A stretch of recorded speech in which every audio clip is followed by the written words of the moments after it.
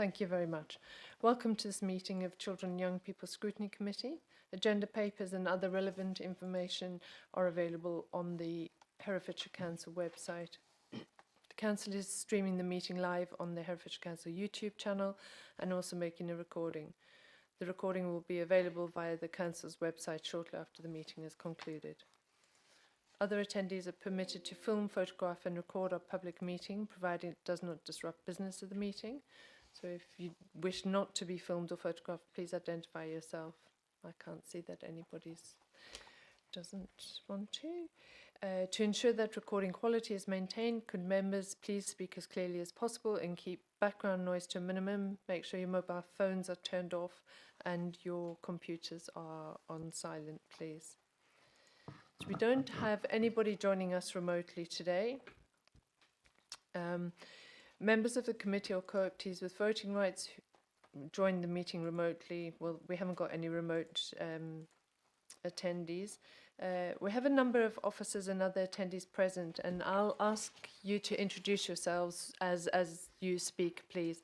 I think that would be easier. And I would invite you, please, to participate in the discussion, and members, if you would like to ask specific attendees questions, please do just raise your hands. Have we received any written questions from members of the public? Yes, we've received one question and a response was published for that on the Herefordshire Council website. Thank you. And have there been any supplementary questions? No supplementary questions were received. All right, thank you. Have we received any written questions from members of the council? No questions were received. Okay, thank you. I just notice on the script it doesn't mention the minutes of the previous meeting. Can we? I haven't had anybody raise any points about the minutes. Has everybody read the minutes? Has anybody got any issues to raise about the minutes? Okay, so if we can agree that those minutes are an accurate record. Okay, thank you. So that takes us just to this point that it is World Social Work Day today, which has been flagged up, and I would just like to acknowledge all those fabulous social workers, both in children's and adult services, and thank them for the role that they play in supporting children and young people in particular. Thank you for alerting me to that. So item number 7 is findings of the Ofsted and Care Quality Commission area SEND inspection. So we want to share the feedback report from Ofsted and the CQC following that inspection conducted in December 2024. And we've got the Director of Service, Liz Farr. You're going to give us headlines of the report. And then if anybody from any of the other service areas and all partners would like to sort of contribute, it would be very good to hear back from the Parent Carer Forum about their response as well, and then we'll have questions from the elected members. Thank you. So, yes, thank you, Liz Farr. Yeah. Good afternoon, everybody. Nice to see you again. Liz Farr, Service Director, Education, Learning and Skills. I'll take you through the highlights of the inspection report as reported here today. As the Chair has mentioned, we had a joint Ofsted CQC area-wide inspection of SEND services in Herefordshire. That took place just before Christmas of all times.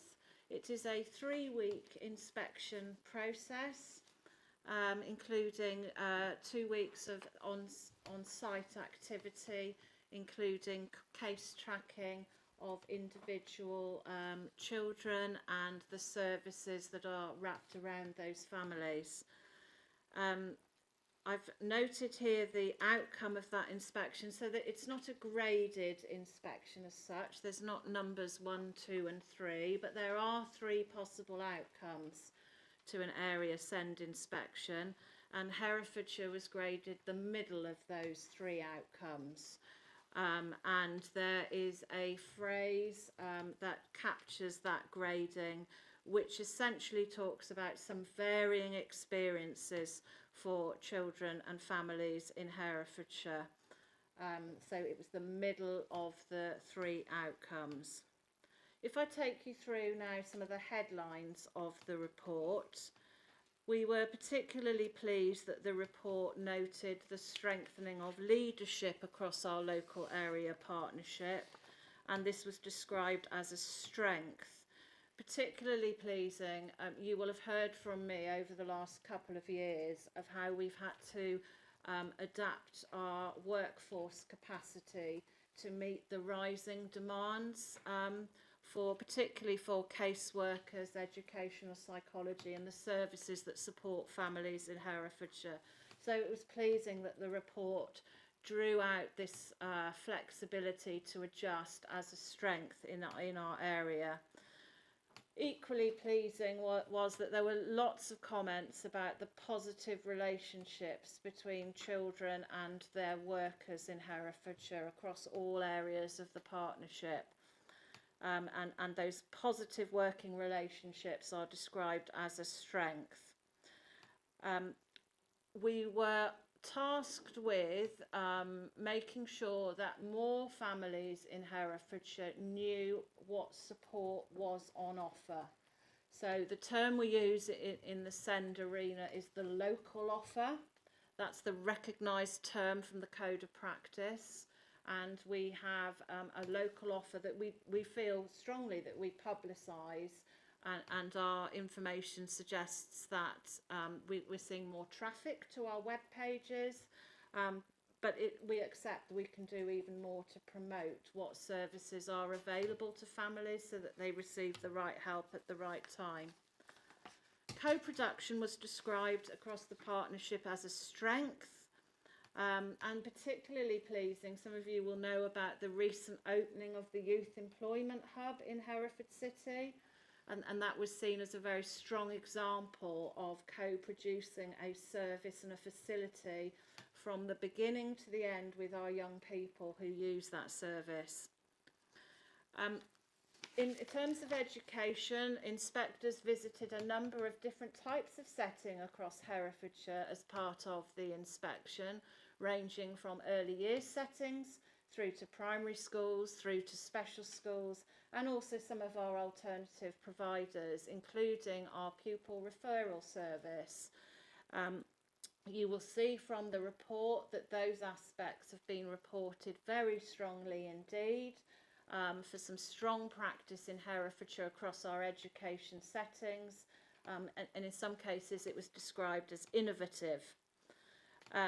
The range of additional activities available to youngsters was seen as a strength in Herefordshire, and equally this is a partnership inspection across all of our different services, so it was pleasing to see that early help services were drawn through as a strength, ensuring that families received swift and helpful intervention at timely points. We are particularly pleased in the education space as well about the positive reference to our Senko network. That's been up and running under Herefordshire Council for about 18 months now. We had a fragmented Senko partnership. Those are the adults that work in schools with our special needs children. And again, that partnership was seen as a strength, and particularly across the whole partnership. For example, we've had some very strong sessions recently from our health colleagues, which have been well received. Jess, would you like to take us through the social care aspects? Yes, thank you. Good afternoon, everybody. So we're really pleased that within the inspection they found... Sorry, Jess, can you just introduce yourself as well? Thanks. Absolutely. My name's Jessica Davis. I'm Service Manager for Children with Disabilities in Herefordshire and Designated Social Care Officer for Children with SEND. So I'm going to talk you through our social care kind of overview of the report. We're really pleased that inspectors find that our children and young people with SEND known to early help are getting swift education, their health and care plans are accurately looking at their needs, and we're looking at what we are doing to support them with the right help at the right time. The report has identified some real strength in our social care teams for moving up to adulthood. Disabled children and young people who receive a service from social care are well supported into adulthood. We have some older children and young people with SEND in care that are involved in developing their life story books. So that's where we work with children and young people to have books which talk to them about their own experiences, why they've come into care, and work with them, their families, the team around them, so that they have a kind of tangible book that talks them through their story.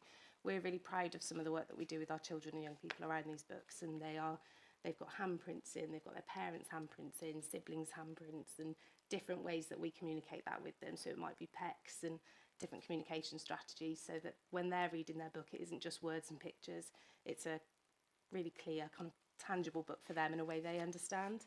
And that's something that we've been able to start spreading across children's services now, so that younger children have the same kind of experiences. So we're really pleased with some of that work, and are very pleased that that was something that the inspectors managed to look at as part of their inspection team. So the Children with Disabilities team was referenced as a strength in the partnership. So workers within Children with Disabilities team were understanding of children's needs. They're regularly visited. Disabled children establish strong relationships with their workers. Assessments are detailed and give a clear understanding of the children's world and family context, which I think is a really important quote to be able to share with you today. The inspectors identified that most disabled children and young people were known to social care, and they have plans that fully identify their needs. Plans are reviewed through regular multi-agency meetings. Some children and young people with SEND were subject to child protection planning, and changes in workers had led to some delays in those areas, which is something we've been able to respond to really quickly. The inspectors highlighted comprehensive offers for short breaks, which is something we'll be talking to you about later on today. There's no waiting list at the time of the inspection for specialist short breaks, and those children with the most complex learning and health needs had really swift interventions following assessment.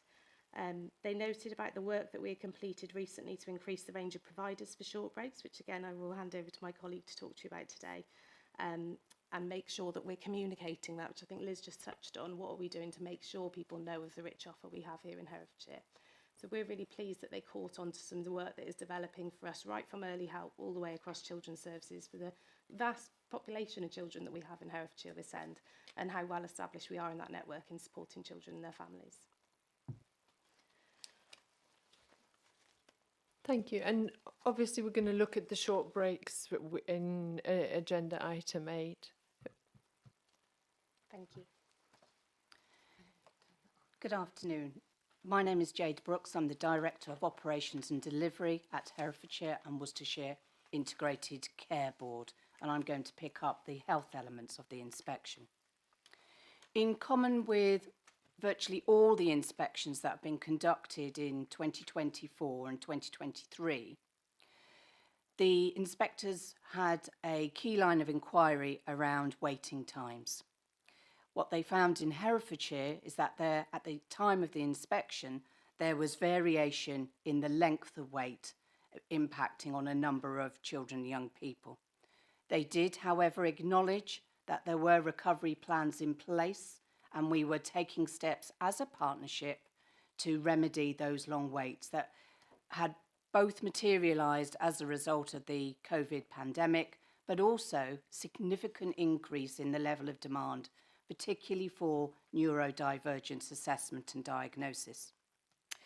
The second area they identified was the variation in support that was available for our young people, particularly young people waiting or recently diagnosed with a neurodivergent condition. We, at the time of inspection, did share with the inspectors our work that had been underway to develop a new model for neurodivergent, and the paper articulates that both for the support and diagnosis, but also for support services. Since the time of the inspection, I'm pleased to report that waiting times has reduced, particularly for community paediatrics and therapy services. We remain challenged by neurodivergence assessment and diagnosis. Again, that's common with all areas of England. However, the progress here has been better than other areas. You'll also see in the paper that the Integrated Care Board have made a commitment to change the model of neurodivergence support, and we have started things like workshops and improvement to the local offer. Thank you. Thank you, Jade. So, in summary then, reporting on the area SEND inspection, we were identified as the middle outcome, which is in part good news for Herefordshire. It means we don't have to convene, for example, an improvement board, nor are we subject to monitoring arrangements. What it means is we will receive our next full inspection in 3 years' time, and we were left with 4 areas to work on. 3 of which are encapsulated around Jade's commentary, around health waiting times and partnership work, and also the diagnostic routes for neurodevelopment conditions, and the 4th one relating to the local offer to make sure that it's well publicised and families know what support is available to them. If I move us on now to a different theme that you inquired about, I wanted just to touch on a little bit about the numbers of children in Herefordshire that require additional support, and some of the sort of financial arrangements around that. It is well recognised nationally that the SEND system faces a number of challenges, and it's not to people often refer to it as in crisis and as broken. In part, that's because of the exponential growth in numbers of children now requiring an education, health and care plan, and requiring the support from our different services across the partnership. Herefordshire mirrors the national trend. We equally have seen a really steep growth in the numbers of children who require plans and support, whilst the funding mechanisms generally, as you will be fully aware, have not kept pace with this level of demand. So in Herefordshire currently, we have approximately 1,700 children with an education, health and care plan. And for your information, I've given a nod there to the types of education that those children receive. So approximately 900 are in a mainstream setting. Approximately 500 are educated in a maintained special school or academy in our local authority. And approximately 250 have other education arrangements or are educated in an independent special school. We would clearly prefer that all of our children that require specialist education are educated in their communities in Herefordshire. What's happened is we've got a fairly stagnant line of special school places available to our families in Herefordshire, but the numbers of children requiring those places has grown exponentially. Unlike many local authorities, however, Herefordshire has done a pretty good job of making sure that there is an offer of education to all of the children I'm talking about, and we don't have children who are waiting extortionate amounts of times to secure a school place. That has put pressure on local authorities' high needs funding. So this is a separate grant to the central funding of the council that is specifically awarded to each local area to support the delivery of special school places, for example, for top-up funding and additional funding to support children and young people with additional needs. And that funding level from the department has not kept pace with demand, and therefore we are seeing significant deficit budgets in this protected area being carried by local authorities. Herefordshire has one of the smallest deficit pots, which I have reported in this report. And I understand that the highest deficit currently is 312 million carried by Hampshire, to give you a flavour of the lack of funding into this space. My colleagues and I continue to campaign and bring pressure where we can to bring more funding into the area. We all jointly attended last week the F40 conference, which is made up of the lowest funded 40 local authorities in the country who campaign to bring in more mainstream school funding and also more SEND funding. Herefordshire is one of the lowest funded local authorities in England in this space. It is not an even playing field. The graph is like this, and we are this end, and Bexley, for example, are this end. So it isn't an equal playing field in terms of the funding. We receive less funding than other local areas per pupil. There is a big call for reform of the SEND system nationally. There are a number of issues with the way the system is constructed against the 2014 Code of Practice, which provides the legal framework in which we operate. And with some of the increasing numbers and the lack of specialist school places, we have a bit of a perfect storm going on nationally. I am hopeful that there will be some government shift in looking at SEND reform. We are part of the AP and SEND Change programme, which is a group of local authorities who are testing government reform. We are in the second year of that process. But it would be fair to say there is now a lot more noise in the system about what needs to change. The government have set up various groups to look specifically at inclusion and to look at some of the funding arrangements for local authorities. Thank you. Hilary, I'm going to pass to you now to talk a little bit, if you can, about working together. Good afternoon, everyone. I'm Hilary Jones. I'm the head of the Additional Needs Service here at Herefordshire Council.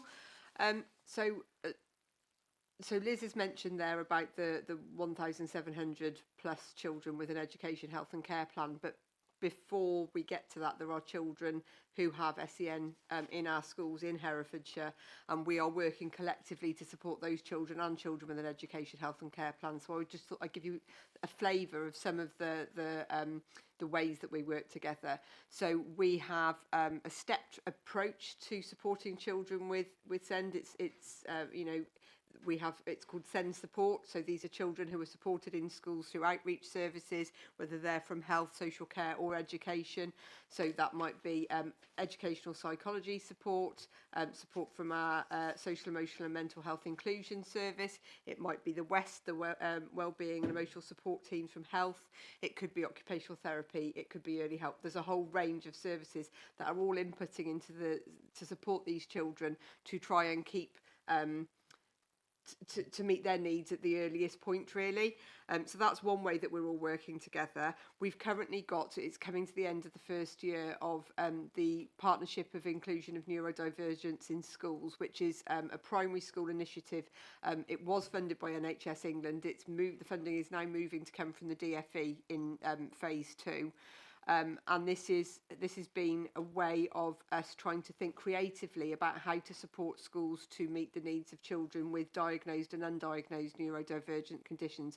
So that's not just autism, that would be ADHD, dyscalculia, dyslexia, some speech and language difficulties, so a whole range of difficulties. And it's not just children who've been through the assessment pathway, it could be children on that pathway. So looking really creatively, those schools have had an opportunity to train an autism or a neurodivergence mentor in each school. They've had input from occupational therapy, speech and language therapy.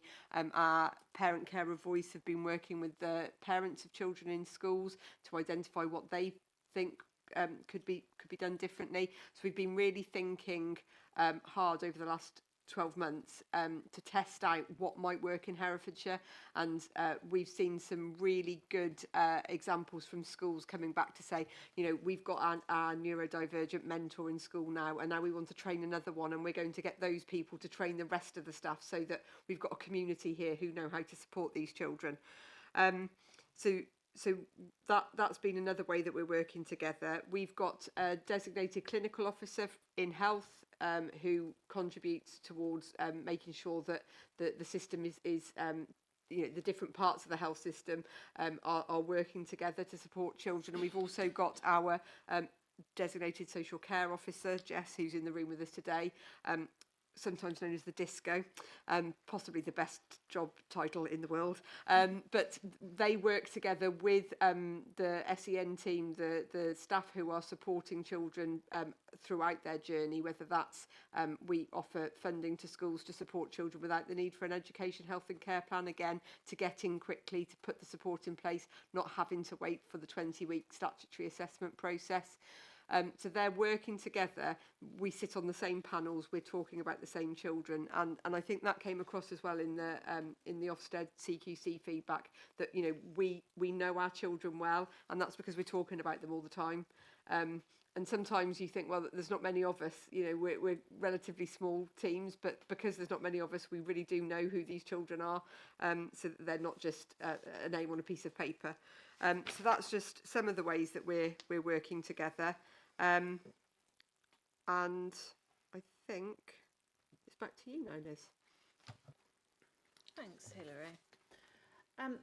You also asked me to touch on just the progress we've made, and this sort of brings us full circle since the LGA review. That coincided, I believe, with about my 3rd week in post. I hadn't really expected that, but we had commissioned an LGA review of SEND services back in 2021. I've touched on it very briefly because if I'd started to talk in depth about this, we'd have had another 20 pages of the work that's been completed since then. I came into post where we didn't have a clear SEND strategy, and that was my first appearance actually at Scrutiny, was to introduce you to our SEND strategy following that review. We certainly tightened up hugely in terms of making sure that we're all working towards the same collective aspirations and goals for children and young people. PCV helped us very much co-construct the SEND strategy so that children's voices carried through.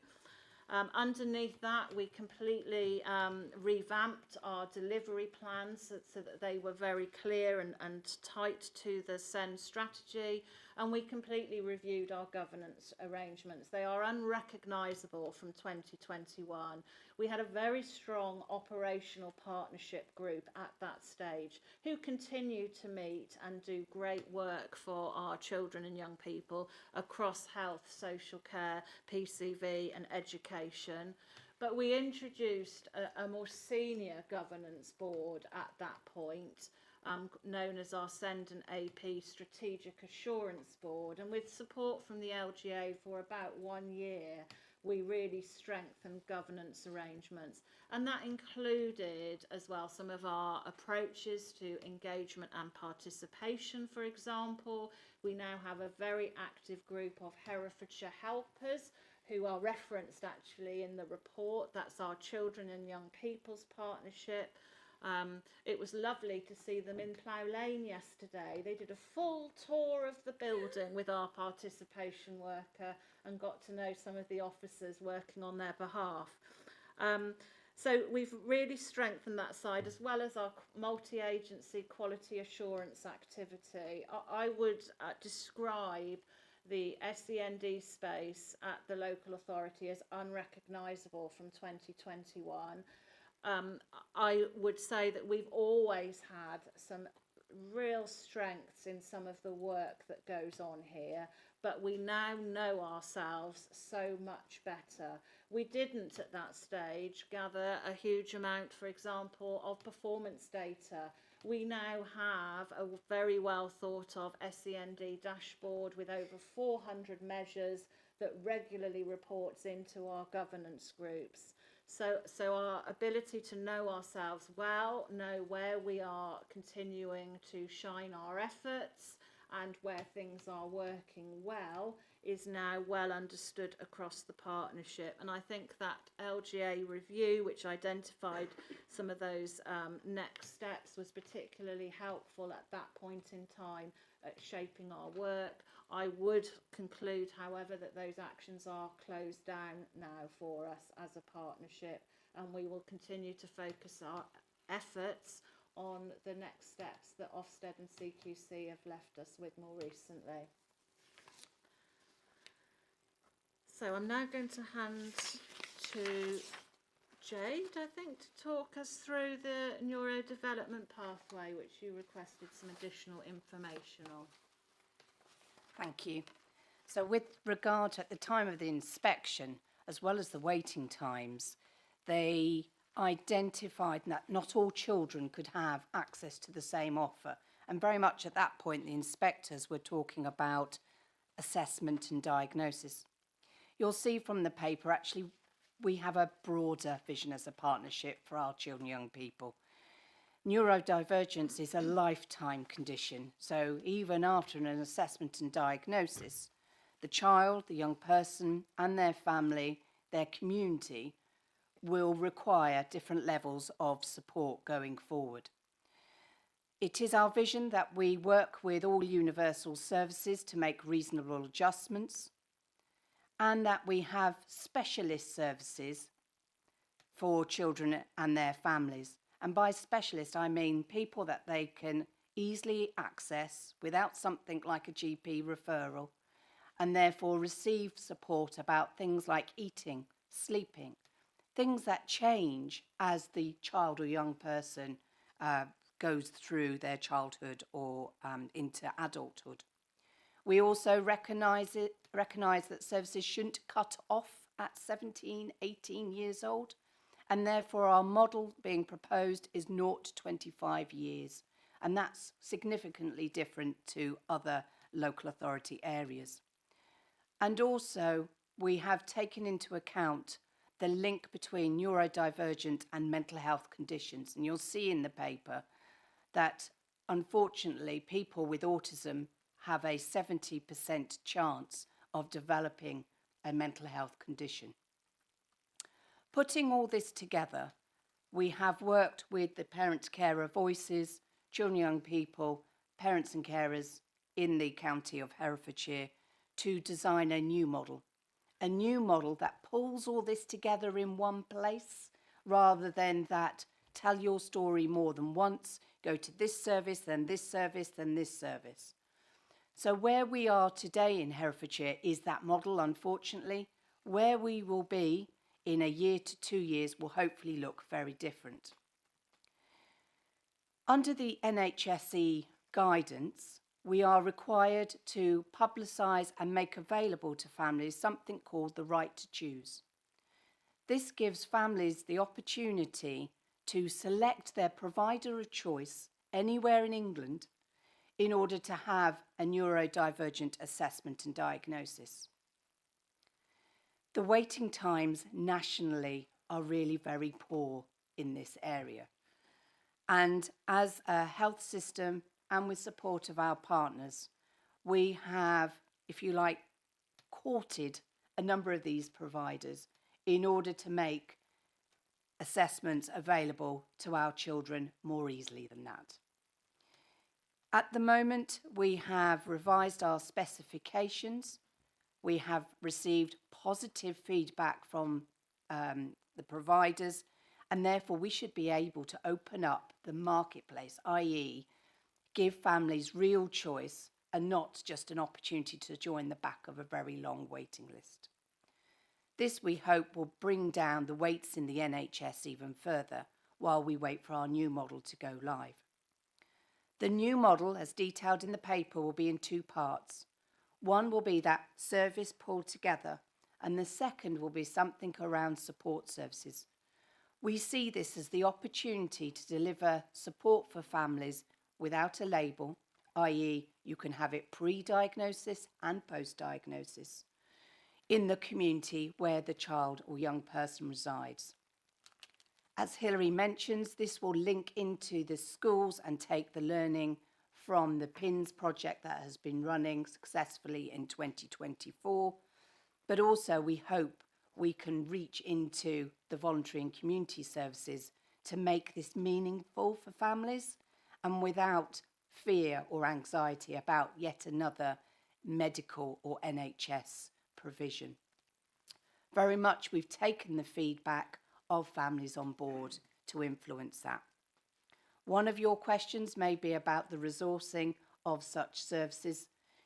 It is particularly difficult times for the NHS. However, the Integrated Care Board have prioritised the needs of children and young people for 25-26. So we will be making resources and investment in this area this financial year. Thank you. Thank you very much. That was a very comprehensive headline overview. And also, I think we must acknowledge the work that's gone into this. You know, the staff that have actually really worked extremely hard since that LGA review to pick up the recommendations from there and actually make a difference to the lives of children and young people. So if you can relay that appreciation, that would be good. I think it would be quite good to hear from the parent carer voice, actually, Debbie, if you don't mind me just putting you on the spotlight, but because obviously that co-production has been really important, and I think it would be just good to hear back about the feedback from parents and the young people. I think also sort of bearing in mind that the report does talk about sort of varying experiences, and there seems to be a sort of discrepancy in the report between sort of what young people and families might have reported to Ofsted and then what they put in their kind of the self-assessment review. So it just, if there's any kind of explanation of that sort of discrepancy between the experiences, that would be helpful. Thank you. So if I start off with, there was over 1,000 responses to the Ofsted report survey, and only 170 something for a PCV one. So the word there was Ofsted. The parents always think if an Ofsted is in the horizon, they will get things done. And they're not. They're only there to gather the evidence. But it's these people that are doing the work in the background, and these are the ones that are going to get the change done, not Ofsted. So yes, it was a very much that word. If I put Ofsted in my surveys from now on, I think I'll get a lot more traction. So yeah, it just wasn't the true story of what was going on. I think all of the parents saw it, oh, we've got a chance to have our moan now. And, well, if they'd have done it with our survey, then they would have seen changes. So, yeah, that was a quick answer to that question. And I did make that known to Ofsted at the time. So, yeah. Okay. Thank you. And I think in terms of what parent carer voice does and your interaction with the families, it would just be good to have a sense of that. So we hold regular coffee and chat sessions. We also have a coffee with colleagues sessions as well, which are very well attended. So we've got one next week, and we've got all of the therapy services and the speech and language therapists coming along to speak to parents, where they get a one-on-one with those people for 10 minutes to answer their questions. So the feedback from those sessions has been tremendous. That's how I get my evidence on what I bring to the partnership board or the strategic board, and take it further that way. So it's a collective voice, not just a one voice being spoken, because I usually like to have 5 families with the same things come to me before I make it a priority that I speak to the team that is sat either side of me. So yeah. Thank you. Liz? We work very closely with Debbie and her colleagues, as she's outlined there, through the governance boards. We also meet fortnightly with Parent Carer Voice. That's myself and Hilary as Head of Additional Needs. So we've got an ongoing dialogue around some of the issues that families face, and perhaps some of the challenges as well, as some of the things that are working really, really well. So our families are also quite forward in when we've made changes, for example, to the way that caseworkers work. Families will provide feedback around some of the things that they're experiencing as stronger now. So there's a constant ongoing dialogue between PCV and officers, and we are all determined to, within the means that we have to cut our cloth, to meet the needs of children and young people in Herefordshire, and it's very much a listening partnership. Thank you. Okay, so we did have, so we've got a pretty substantial list of lines of inquiry, but there are elements that in your presentation that have been flagged up. I think sort of one of them being the financial implication of the cost of delivering services for SEND children, and the issue about the high needs block. And I see that we have got Rachel Hart here, and I think it would be actually, sorry, Sanders. I think it would be quite helpful just to get an idea of what's coming. Is coming for every local authority in 2026. Sort of how, what do we as elected members need to be aware of? What are the implications for the service? And what's being done, I suppose, to approach government about the deficit that's coming in terms of the high needs block. Yep, thank you. So, Rachel Sanders, Director of Finance. It is a huge national problem. I think we've used some of the words crisis, but it's definitely going to reach a point where government will have to take action. Currently, we are accounting for that deficit as part of our reserve balances, with a statutory override in place.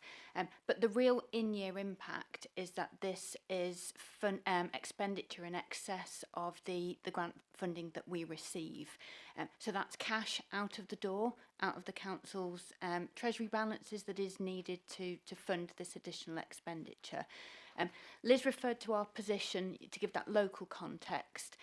We are very much at the smaller scale, which is why we are not part of the some of the national programmes and delivering best value and the safety valve programme, because bizarrely, even with an overspend of £11.1 million this year, we are not considered in that territory yet for intervention. That said, we are doing everything we can, recognising there is an element of this that is within our control that is very limited. But within that area that we can control, the finance team and the service are working very closely on the DSG deficit management plan to understand how we can contain that overspend and how we can mitigate it in future years. But as I say, there are limitations as to what we can do because of the drivers for the overspend that Liz has highlighted around sufficiency and the fact that funding isn't keeping pace with our expenditure. Where we are working really well together is to support the service to identify new mitigations or to accelerate some of the plans that are already in place, to review how we're using the capital programme and how we might accelerate delivery of some of those mitigations through that resource. Thank you. Yes, Councillor Proctor, you've got a question. So I think what is interesting about all the focus on the high needs block is it's this big financial risk that we now carry, but there's a risk that we focus on the finances rather than on the impact. And one of the things that I, as an outsider to this world, I I maybe struggle with a bit is that is kind of SEND describes so many people with so many different sorts of conditions, and even if we talk about sort of groups of conditions, each individual person is having their own experience. And so how do we understand the sort of trade-off between the impact that we are having within the system and the cost of the system? How do we even start to get a handle on that?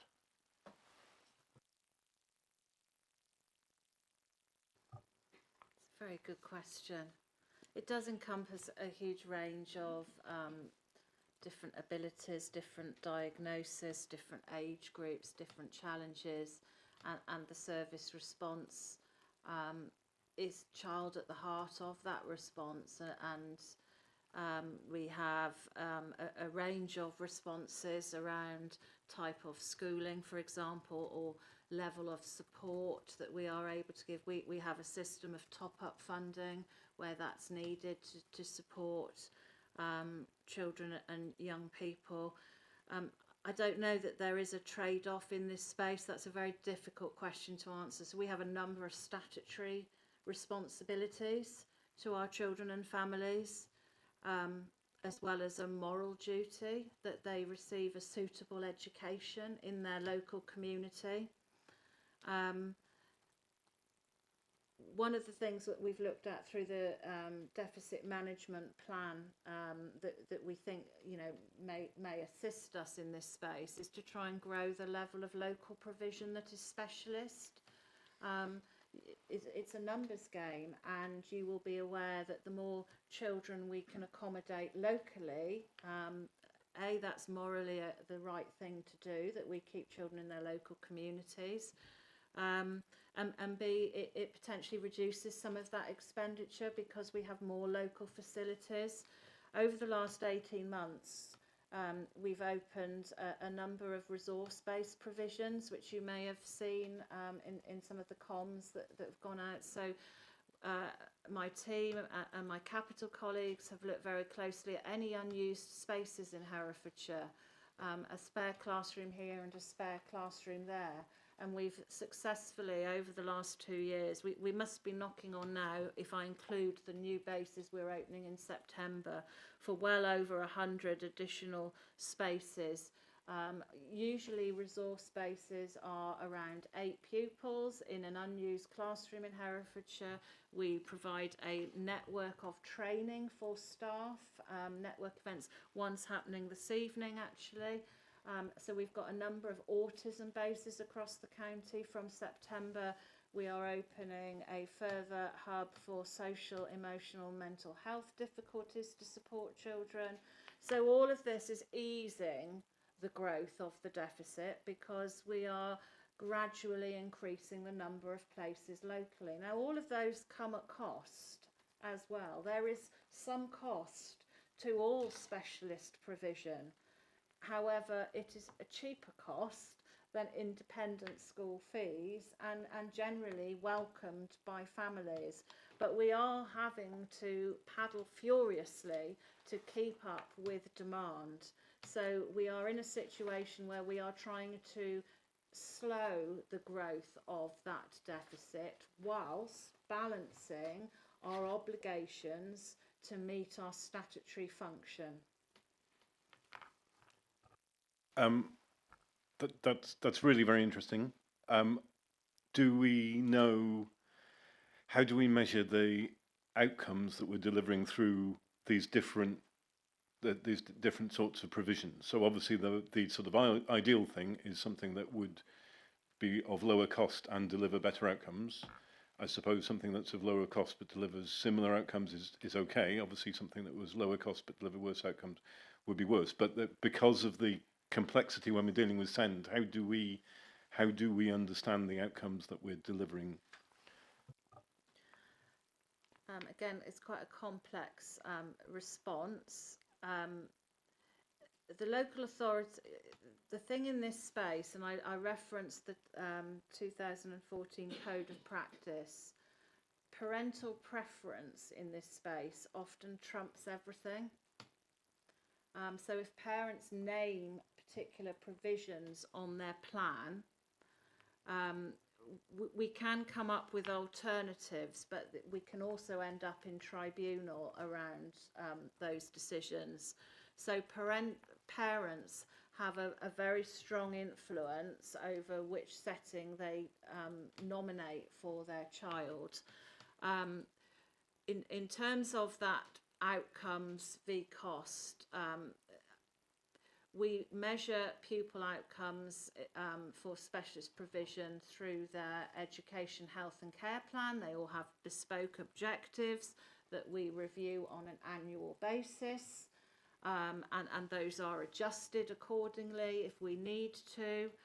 And then we also have a process of quality assuring the provisions that children are in, so that we are very clear about the expectation of a quality education and that children are safe and learning, and that the provision that we are commissioning is meeting the aims and objectives of an individual's education, health and care plan.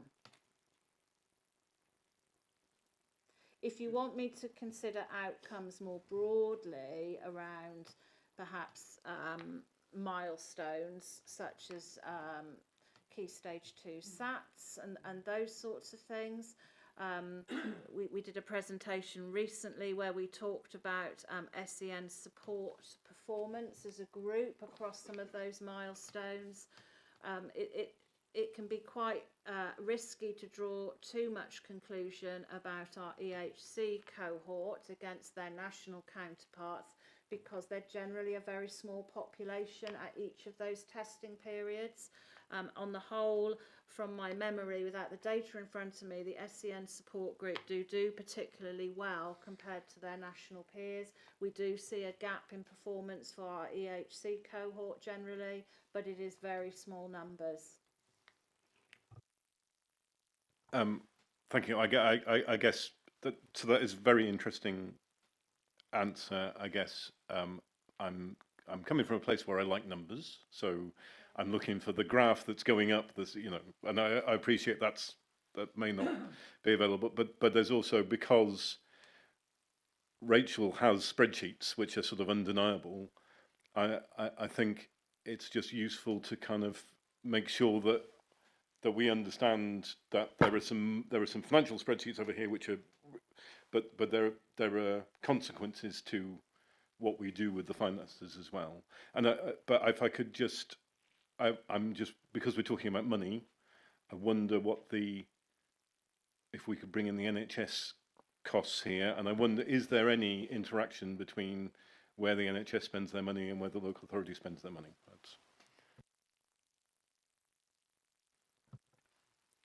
Yes, absolutely, there's a correlation. So for children with a higher level of needs, you would expect them equally to be consistent users of NHS services. So we have, and hence the SEND partnership is about making sure that for those children we have robust provision, we take out the duplication, and we make sure we can support our children, young people to thrive. For children with lower level needs, then the partnership has a role in making sure that it is cost effective. If we take some of the children with the most expensive arrangements, from an NHS perspective, that could be up to £500,000 a year.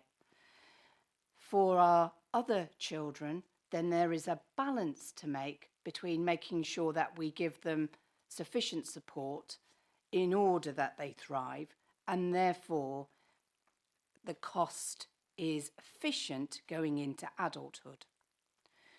While children live with their families in their communities, parents and carers and families, of course, have a role to play.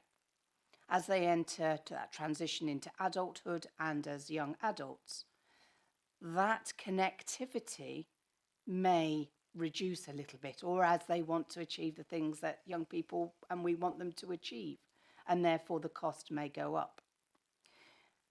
As Liz says, it's quite complex, but for every £1 invested in a child, we are saving £10 to £20 as they go into adulthood. So things like being able to support to self-manage your care. Also, we live in a very technology-enabled age, and increasingly so, and therefore that's reflected in the support that a young person may have growing into adulthood as well. So if we think of something like the closed-loop systems for diabetics. And then equally, we want children to live with as less medical intervention as possible. So this is about recognising that for our most complex children, they will have a number of comorbidities. They will have a number of long-term conditions.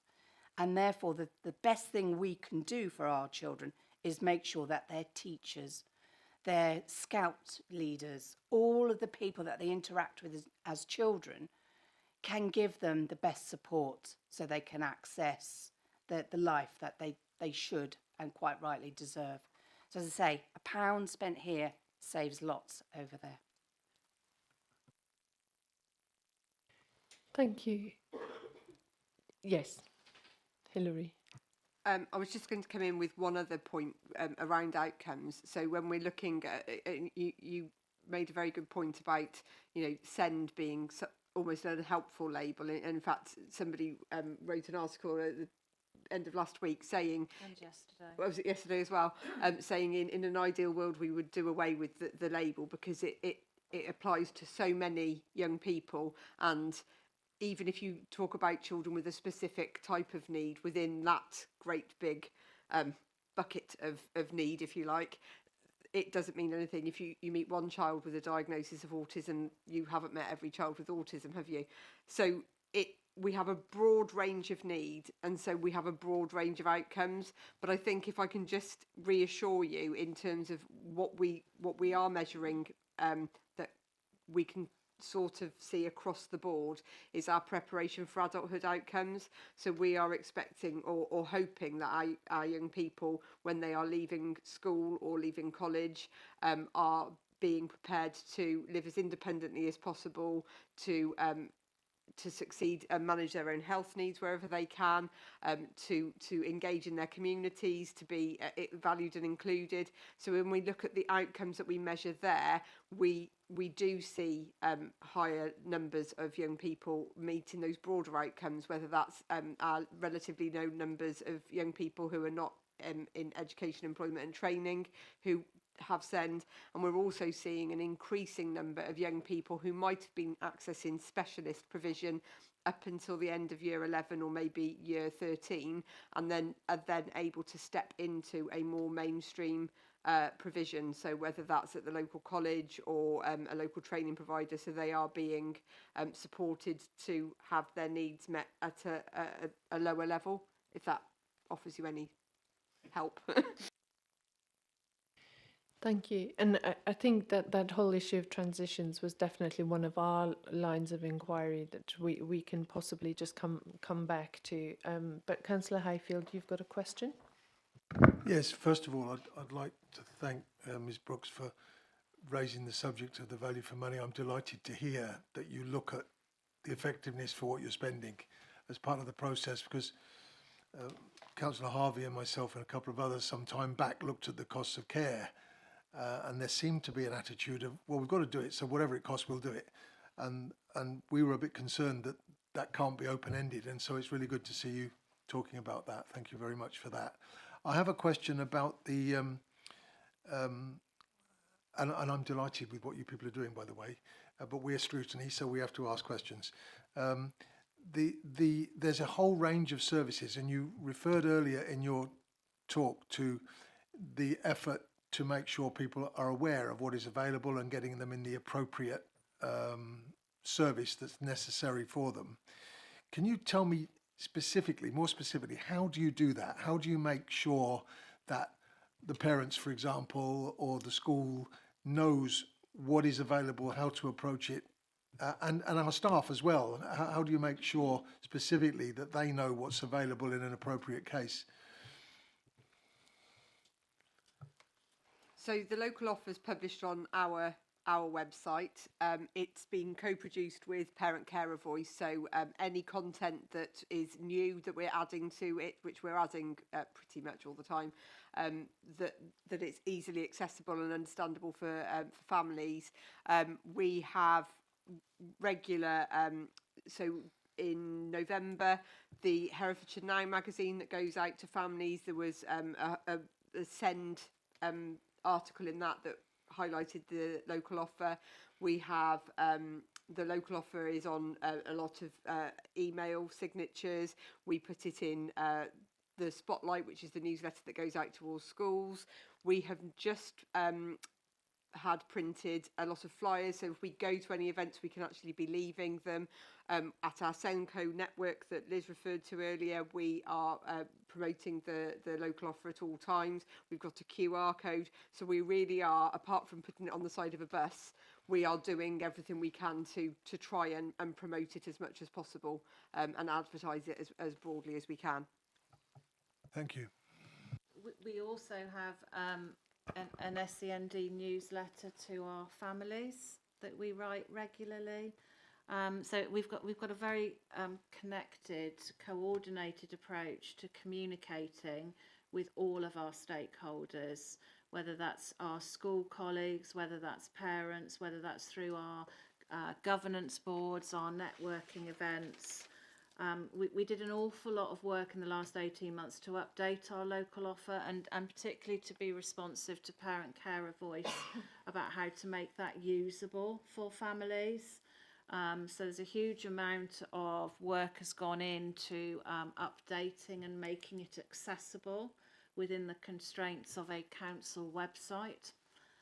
What we've also done is track the traffic to our website, and again, very pleasing to see, following things like the Herefordshire Now magazine in November, which was actually devoted to all of our work area, not just the local offer. It covered the Youth Employment Hub opening, for example. We are seeing a steady increase in access to the local offer, and I know Parent Carer Voice support us strongly with that as well. As a service, we often discuss the term local offer. We find that quite potentially a little muddling to families. It's a term, a professional term that comes out of the code of practice. So we are working very much with Parent Carer Voice about perhaps how we softly retitle to perhaps being a directory of support services. So we break down that barrier again if we can. I like that because we're, just to finish off, we're not experts like you people are, and we're listening to this, and local offer isn't a word that trips across quite clearly enough. So it will do for you, but not for us. Yeah. Councillor Proctor, you have a question? Just following on this, so one question I had reading the Ofsted report and reading all of these reports about this sort of communication was the degree to which it is a sort of a broadcast communication problem, and the degree to which it's what I would call a design problem. So I feel like I've not been a parent with a child with SEND, so I'm having to project myself. But I feel like it's probably not something where I kind of bookmark the page for like suddenly there is a point at which I go, what do I do about this? And it's the trick is to kind of magically make that bit of the solution appear. And how might we go about doing more of that, I guess?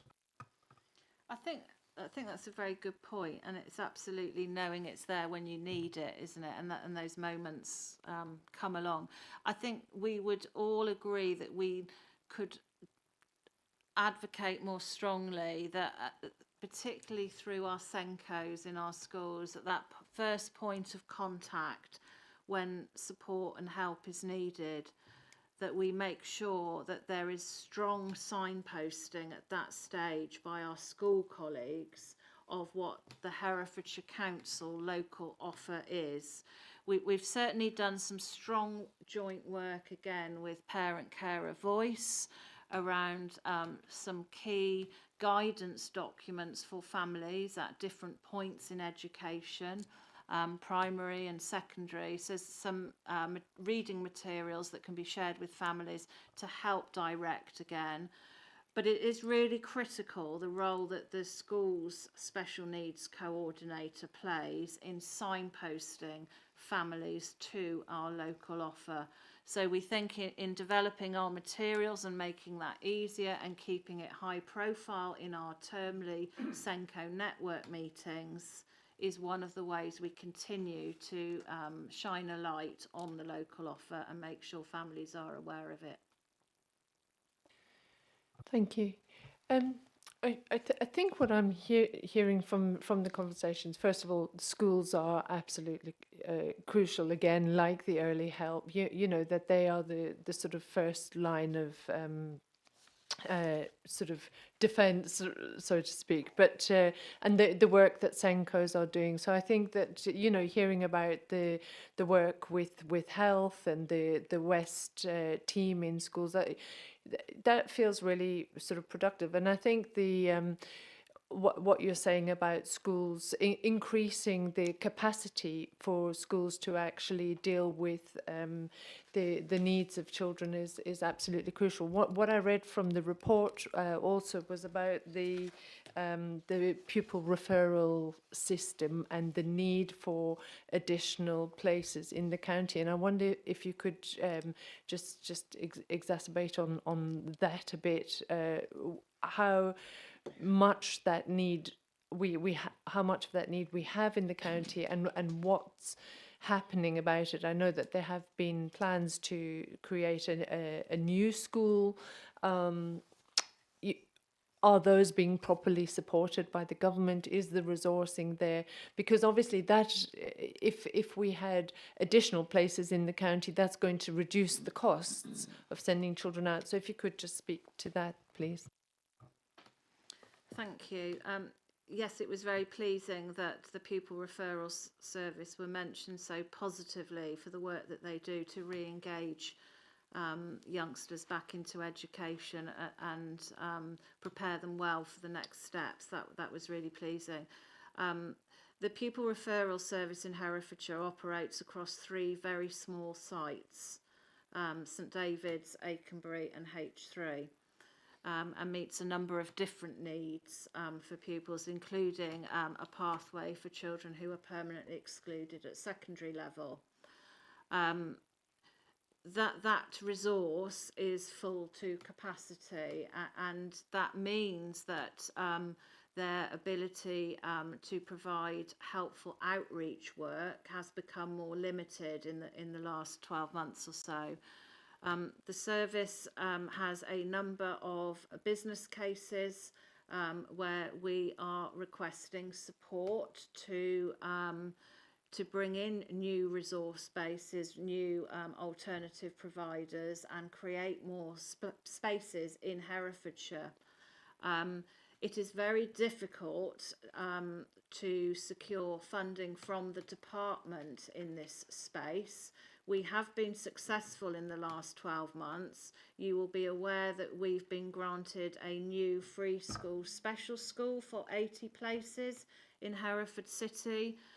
With a change of government and a bit of a pause really on direction around additional needs, that is still to get off the ground and be moving forward in a meaningful way, although I believe it will happen. I had hoped when we were successful with that bid it would happen far more quickly, as was illustrated at the time. We were also successful in our bid for a rebuild of one of our special schools in Herefordshire. That project has 5 phases at least. It's a national project. We are phase 5.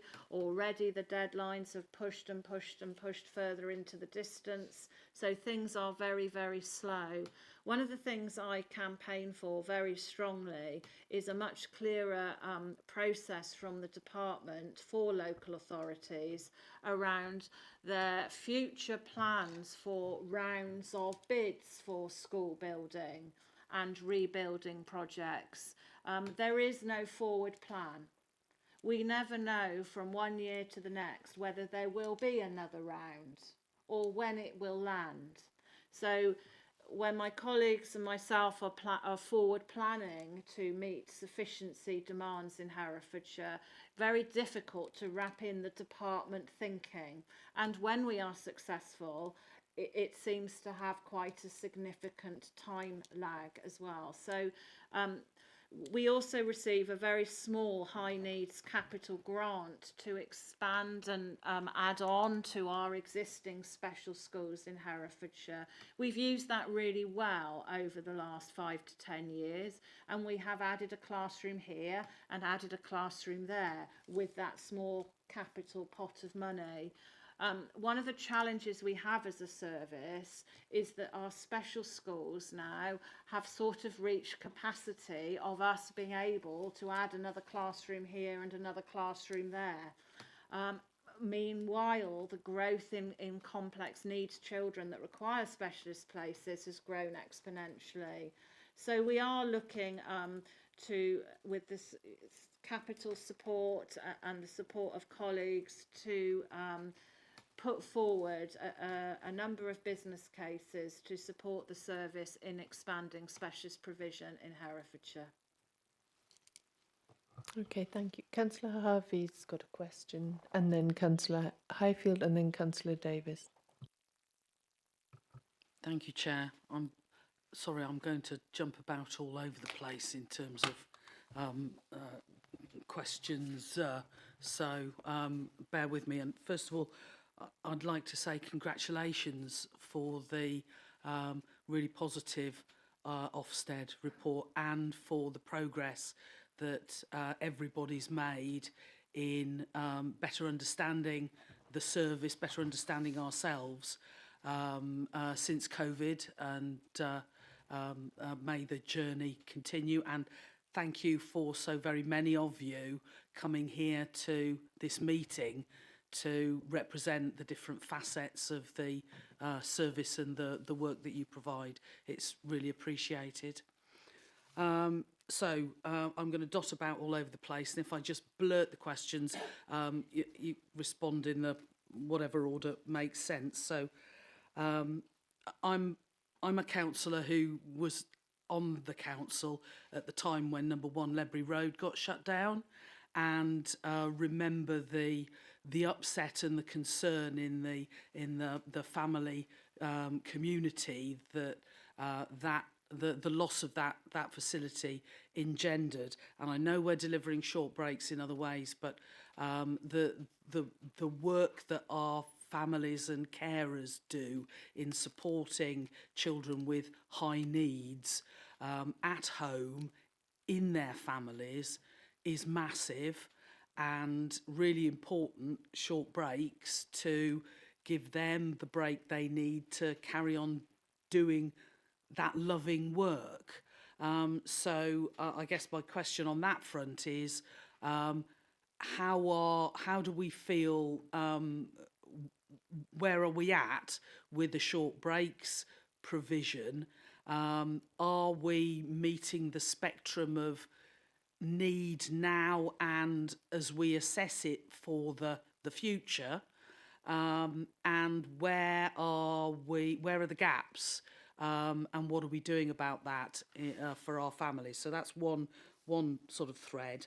The next one is I want to pick up on the difference in the level of engagement from families in terms of providing comment into Ofsted when they called for family support versus the kind of engagement that we get through parent carer voice and surveys that we might carry out ourselves.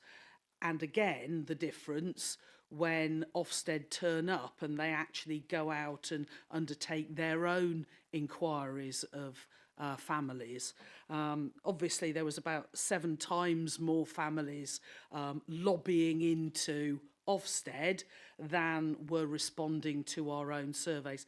And I'd just be interested in your thoughts and comments around that, and what we might be doing to strengthen engagement with local inquiries, and also build confidence with families that rather than responding to Ofsted, that they can come to us and there will be a positive response and it's worthwhile them doing that. So that's another thread. The next one, which I think might be partially covered by the response to Councillor Fagan on schools provision, is have we got the balance right between the ability to provide SEND school placements in our mainstream schools versus in specialist educational provision? And in mainstream I do kind of include the academies, although it's a little bit more difficult for us to necessarily influence the approach there. It's encouraging to see that more than half of our SEND young people are in mainstream and academy settings, but really just what does the picture look like for now, and your view of the future need, how is that shaping up, and where do you see the issues evolving? I was invited to go to the Marches Family Network AGM, and it was really interesting to go there and to hear some of their stories and to understand the kind of things that they do in supporting families, young people and carers. And I just wondered, what are we doing and how are we using those kind of self-help and third sector organisations, both in terms of supporting them, using them and enabling them to broaden their own provision. I believe that they've got twice as many families on their books as they are currently capable of supporting. Why is demand increasing?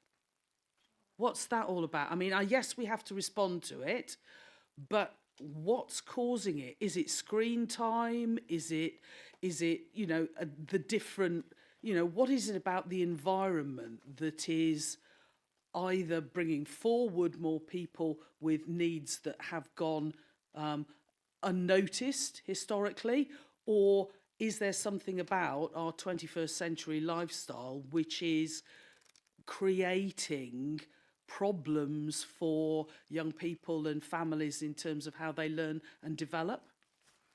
It's a bit of a cheeky one, this one. I don't know how you'll respond to it. But did Ofsted tell you what you were expecting when they came and did their survey? What did they miss? Good and bad? And that's it from me. Thank you so much. I'm gonna help here coordinate responses if that's okay. So Jess, I'm sure you'd like to take the short breaks question shortly. Debbie, should we take the questionnaire question together? Mainstream and academies, I'm quite happy to answer that one. We talked about the voluntary groups. Zoe, would you like to take that one in a moment? Thank you. And did Ofsted tell me what we were expecting to hear? So I'll answer that one first. How about that? Oh, and the increase in numbers. Let me take those two together. I think I have a background in inspecting. And I know the SEND partnership now incredibly well. And there were some areas that Ofsted reported on as strengths that really chimed with the work that we're doing. And I agree. And equally, they were correct in highlighting some of the issues that the partnership is working on. I think our depth of understanding of our local area, however, is even stronger. And I don't think we had any surprises. I think it chimed very much with our own evaluation of the area. You know, there is plenty of work to be doing and we know where areas for development lie. But I'm fairly confident with the governance structures that we have in place and our delivery plan and our SEND strategy that we know our area just as well, and we're working on the right things. Why is need increasing? That's a lot of us ask ourselves that, and there's a whole host of factors that, without talking from a research-based scientific perspective, I think in the last few years there's probably been a number of contributory factors in that space. The COVID pandemic, we know that has impacted on social and emotional development of our very little people particularly, and we see that delay carrying through. We know that during that period families struggled to access early help services. I mean that in the broadest sense, including health support services and so on. So some of those needs were unaddressed at that point in time. We talk a lot about youngsters' engagement on iPads and those sorts of things. And this is a personal view, not based on research and science, but that has got to impact on children's social development, lack of conversation, development of early speech and language, those types of things. And I think we're probably, I know it's certainly true, we have broadened the diagnostic pathways, haven't we, as we have got better at understanding, for example, neurodiversity. So there's also alongside this been a broadening of the diagnostic routes. And we know as well the sort of growth in recognition and challenges of mental health and understanding of mental health, and how that's also affected young people as they move through their education journey. But I am only surmising on factors that may have contributed to some of the growth that we see in this area. Could I just quickly query there? So how are we assessing or sensing whether what we're dealing with here is a blip or whether this is, a continuous sort of escalation of demand? Yeah, another good question. So our own sort of tracking of the space, we identified about a year or so ago a steep increase in early years children presenting with difficulties. I think the growth has slightly slowed, but it certainly continues, would be fair to say. What the other thing you can also kind of bring into question in the space is the assessment of need, and is that threshold accurate? And we're very satisfied that it is accurate, and this is a growth in numbers. I suspect what we will see is a change in the whole process, as we've talked about the national picture, whether EHC plans as we know them continue to exist, whether there is a change to the code of practice.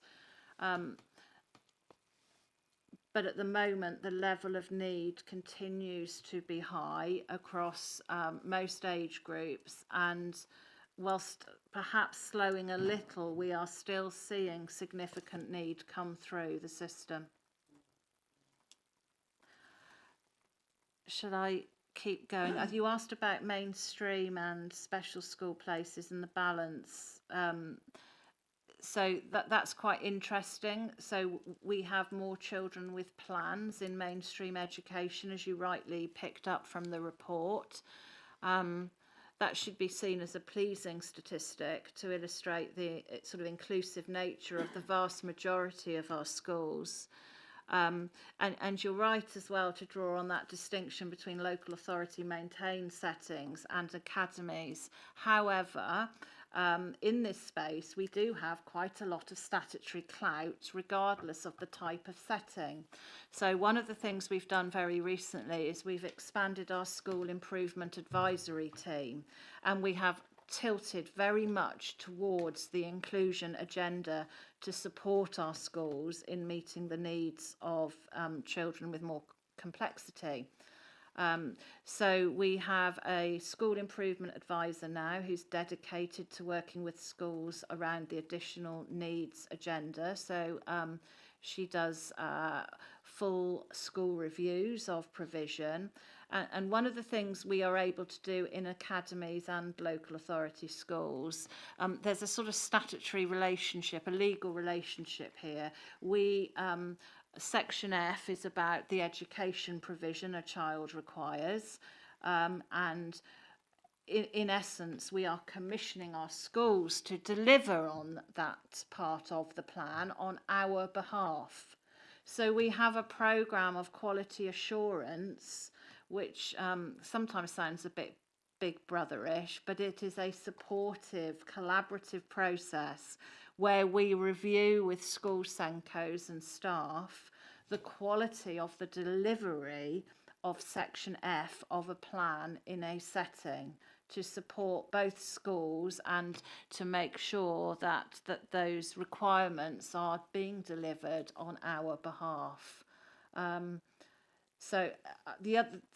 final point I'll make on this is we know that there is a consultation open at this point in time about the new Ofsted framework for schools. You may have seen some coverage of that. I'm very much looking forward to a presentation to all of our school leaders on Monday by Ofsted to talk about that consultation and to talk about the proposed changes, which incidentally haven't landed terribly well in the sector. But one of the focus areas that they are looking at, which I do welcome, is a much stronger focus on inclusion and meeting the needs of all children in mainstream education. And generally Herefordshire, I'm proud of what our schools are doing. We've got some exceptionally strong practice across our schools. We have regular articles published at a national level. I'm thinking about some of the work we've done in the early years as strong case studies of how to do things. And both Hilary and I work with a range of local authorities to support them in some of the work in this space. So there's lots of exciting things happening. It'll be very interesting what the consultation with the Ofsted framework reveals, and we will be encouraging all of our school leaders on Monday to have their say. Shall I turn to Jess next? Am I going in a sensible order, Jess? Microphone. Hi everybody. So I manage the Children with Disabilities team here in Herefordshire, but part of the pathways into support isn't just for that team. So we have universal services, which is most typically it's accessed by all children. We have targeted services, and then we have specialist services. Now, children generally across all of the social care are supported to access any of those services. So we've started a way of being able to track that and really encourage children from being able to be involved. So we now have a senior family support worker in post within the Children with Disabilities team who works across everywhere. So she works across early help and with all of our safeguarding and support teams and our assessment and support teams to make sure that we know where our children are and what support they might need. We've also just launched a survey, so I'm going to very briefly comment on the survey because we really want to be able to have services that our children and family need in Herefordshire. We've had 87 responses and it's been out for about 5 weeks. We thought we'd advertised that really well. I pulled a really glum face and then everyone went, no, that's really good. And I was like, oh. So it's not as many as I would have wanted, but it's been really valuable, the feedback that we've had, and that's due for analysis, and we should be able to understand that a little bit better by the end of March, what all of that says. So we work together really closely, Zoe and I to my left, who will introduce herself in a minute. And so Zoe works in the commissioning team, and what we're trying to do is make sure that we really echo what each other's doing at the moment so that we know on the floor what that looks like for our children and families and that we're having the right services in place. So I think, Zoe, I'm going to turn to you a little bit to kind of discuss short breaks more generally and the work that we've been doing to build on this space. Okay, good afternoon everybody. I'm Zoe Richards. I'm Head of Service for Starting Well in All Age Commissioning. There is a separate report on short breaks scheduled for after this, but I'm very happy to go through it now because it does to some extent make sense and answers your questions, if you would like me to do that. I'm just wondering if we can just keep the short breaks item with item 8 on the agenda. So I realise that the question did relate really to short breaks. So if you're happy to wait, can you hang on to that? Absolutely. That would be great. Thank you. No problem. Thank you. There was another. If I could come Yeah. in, so we're talking about questionnaires, weren't we, and the difference in responses, and I'll invite Debbie, I'm sure she's got other things to say. It's really interesting what the word Ofsted does to people. And I honestly, I cannot praise the teams and PCV strongly enough for how we try to get families to engage in our regular survey points throughout the year. Debbie and I do a very good joined up act of making sure that we get that information out in a multitude of avenues to different families. There were many aspects of the Ofsted responses that were very positive also, but there was a mixed picture, but lots of very positive things came through those surveys. I'm just quite interested more generally how Ofsted can be really sure that the responses are valid and reliable. It is a survey link that goes out and can be circulated very widely if families chose to do that. There is no verification really of where responses have come from. So I think that's just an interesting aside of the existing framework. But we work hard to build confidence and gain engagement. I'm really moved by your kind words about the work of the team as well. That there are a number of different teams across this whole quite large area partnership. And I work with the most fantastic people, and time again you hear through inspections or audit work about the extra mile that different teams go to capture the voice of the child. Capturing the voice of the child in this space is exceptionally strong. And that's because I work with such high quality teams, whether that be our portage workers, our education psychologists, our physical and sensory team. There's a whole range of different partners in this space, and without exception, they're all here for the children. And we work tirelessly to shape the direction of what we're doing to meet the needs of children and families in Herefordshire. That's absolutely fantastic, and I just wonder, given that we have been criticised as being maybe weak in patches for being able to demonstrate that we are capturing the voice of the child, whether there are other bits of what we do as a council where we could be learning from the approaches that you and your teams are taking in being able to evidence that we're capturing the voice of the child in other ways in which we're working, not just in children's services, but we in previous scrutiny meetings we've looked at how the council does that more broadly as a council. Hi, I'm Tina Russell, Interim Director, as I think people know. And as we know, that was picked up as a task and finish action plan from the scrutiny meeting that we had on hearing the voice of the child.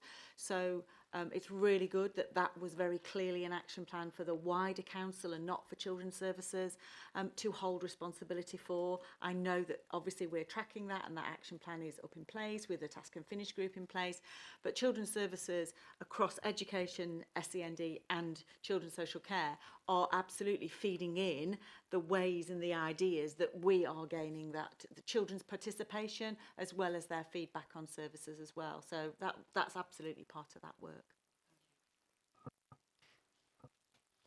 Does that answer all your questions, Councillor Harvey? We just, yeah. I think it does. Thank you very much. Well done. Councillor Highfield, you had your hand up, You've got a question, then Councillor Davis, and then Councillor Cornthwaite, if you still have a question. I still can find questions. It took a lot of them off my page. Okay, Councillor Hayfield. Yes, partially answered. One of mine was about the increase. I can offer a possible explanation for it actually, because take for example the autism. It's a spectrum, and I think not too many years ago, people who were on the autism spectrum would not have been recognised as such. Now we're better at it. We realise that some of the problems they're having might be because of that. My grandson is on the spectrum for dyslexia, but a peculiar one. And I'm quite sure that not many years ago, it would never have been identified. And it was identified by me as a caring grandfather, because this is a very bright boy, not doing very well at school. And not because he was badly behaved, he just seemed to hate it and not get anywhere. And we found, and he'd been tested for dyslexia, and he could read words without any difficulty. But it turns out, only after paying a specialist privately, that he is scared of educational words. He's literally scared of them. And he's scared of learning from words. But he has no trouble with the spoken word, with diagrams. And so, of course, his learning needs to be different. But that would never have been identified.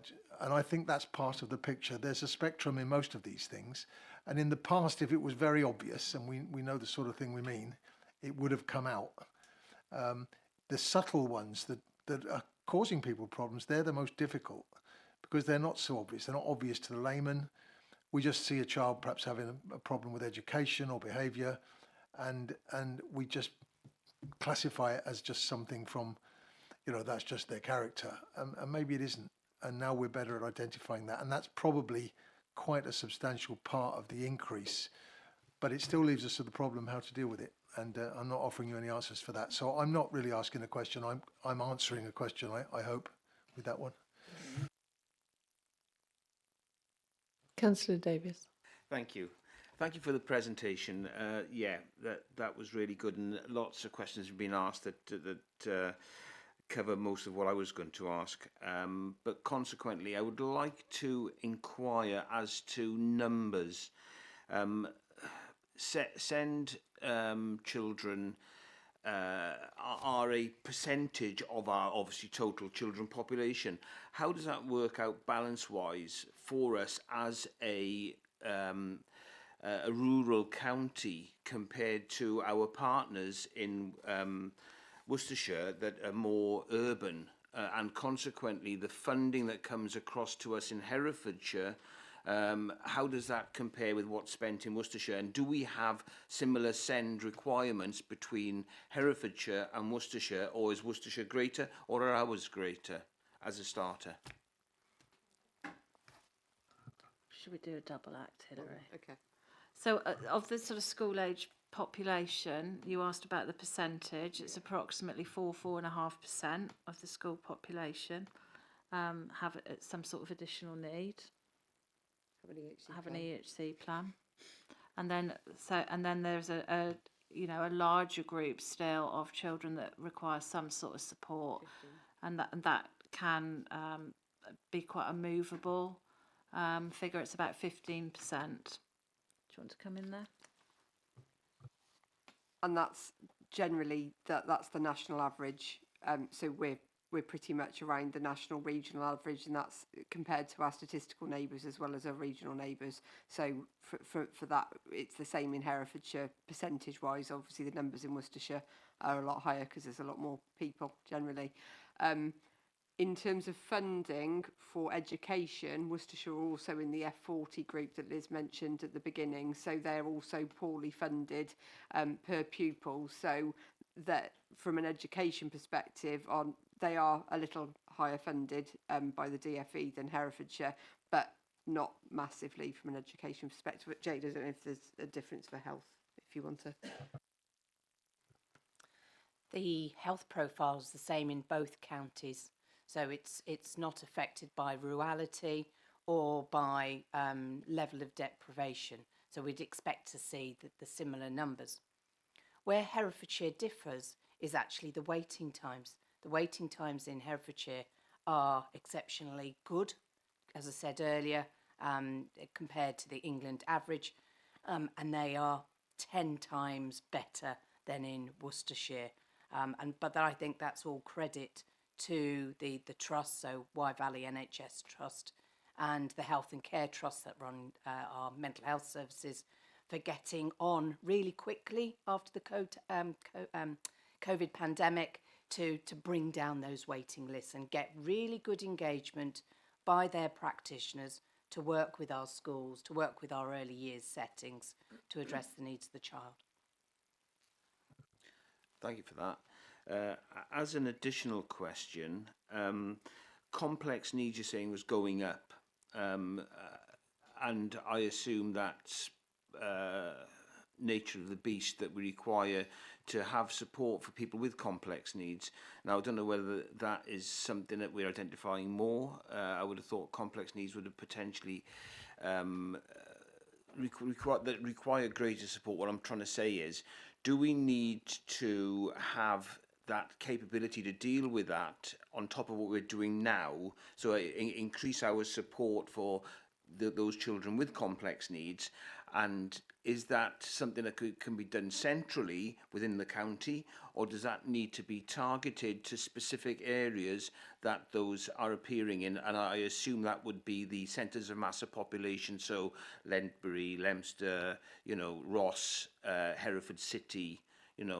How does that pan out in your view? We've generally got a sort of county-wide model of specialist support. So we've got, our special schools are across the county, and they're not driven by geographical locations, but that adds to our, transport issues as well. We are looking really for an increase in special placements across the county that are accessible for our families.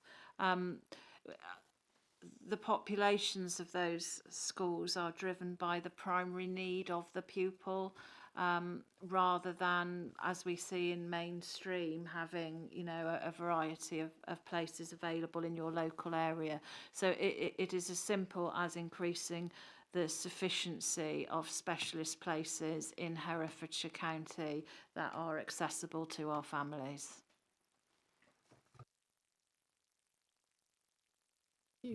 Councillor Cornthwaite, do you have a question? You did raise your hand. Okay. Yeah, several of the questions I've listed have been asked, but I still just wanted to be clear about our secondary schools. Are they all obliged to take SEND pupils, and is it done on a proportional basis, so that you'll have a percentage of those? Because from memory, they SEND pupils take priority in most, when you're looking to put children into secondary education. The SEND pupils, they have to have done that for a start, so that can move children around from school to school and not necessarily get their preference. That was one question. And then I think we've answered the thing about the waiting list. People that are on that waiting list for, and I've forgotten the term, where they're going to have a,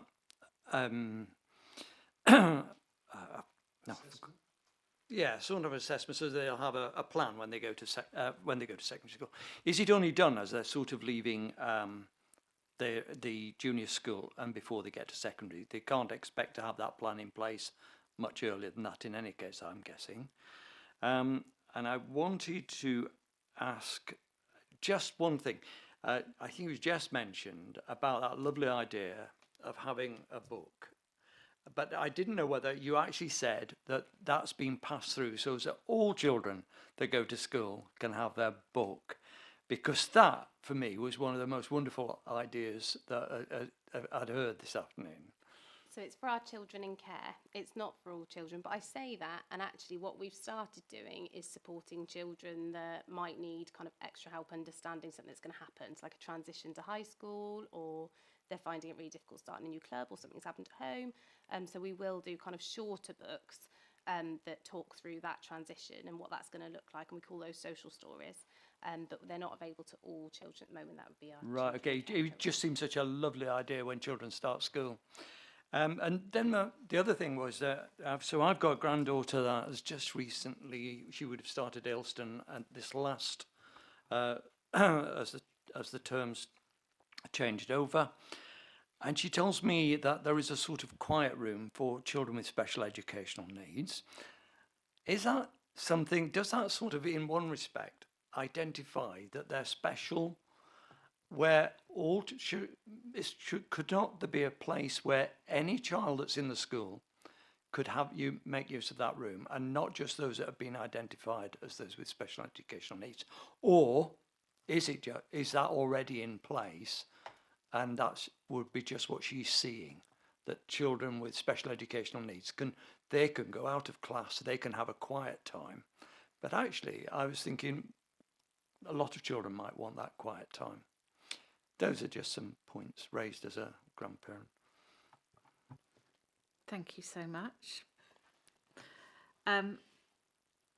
So you asked about the sort of admissions process for children with education, health and care plans. Certainly in the admissions code, children with an EHC plan are pretty near the top of the list for being allocated spaces. So that is true to say. You asked about, is there a limit? No, there is no limit. In fact, we talked about that parental preference. And if a parent prefers mainstream education, and the professionals may think a special school is more appropriate, if the parent wants a mainstream education, that is their legal right, no matter the complexity of need. So this is where I talked about sometimes the challenges of the code of practice as it exists currently. So is there a limit? No. If children with plans need places and a school goes above its admission number, that's okay. So there is no limit. However, we would all know that up to a point there is a limit. There is a limit to schools are finding it challenging to recruit support staff and retain support staff, and schools, in my view, are underfunded, and the F40 would say that too. And schools are struggling sometimes now to balance their budgets. I'm doing more and more work with our local authority schools to support them in budget planning than I've ever done. However, legally, schools are required to make reasonable adjustments in order to include children with additional needs. So therein lies the challenges really on everybody's side. The needs are more complex. Schools have to provide places. They should make reasonable adjustments. But we recognise as professionals that that's a challenging space increasingly for the reasons I've listed. You also asked about education, health and care plans more generally. So they run from 0 to 25 in terms of year groups. You don't need a diagnosis to get a plan. They're not all diagnostic led. There's a variety of reasons why a child may be awarded an education, health and care plan.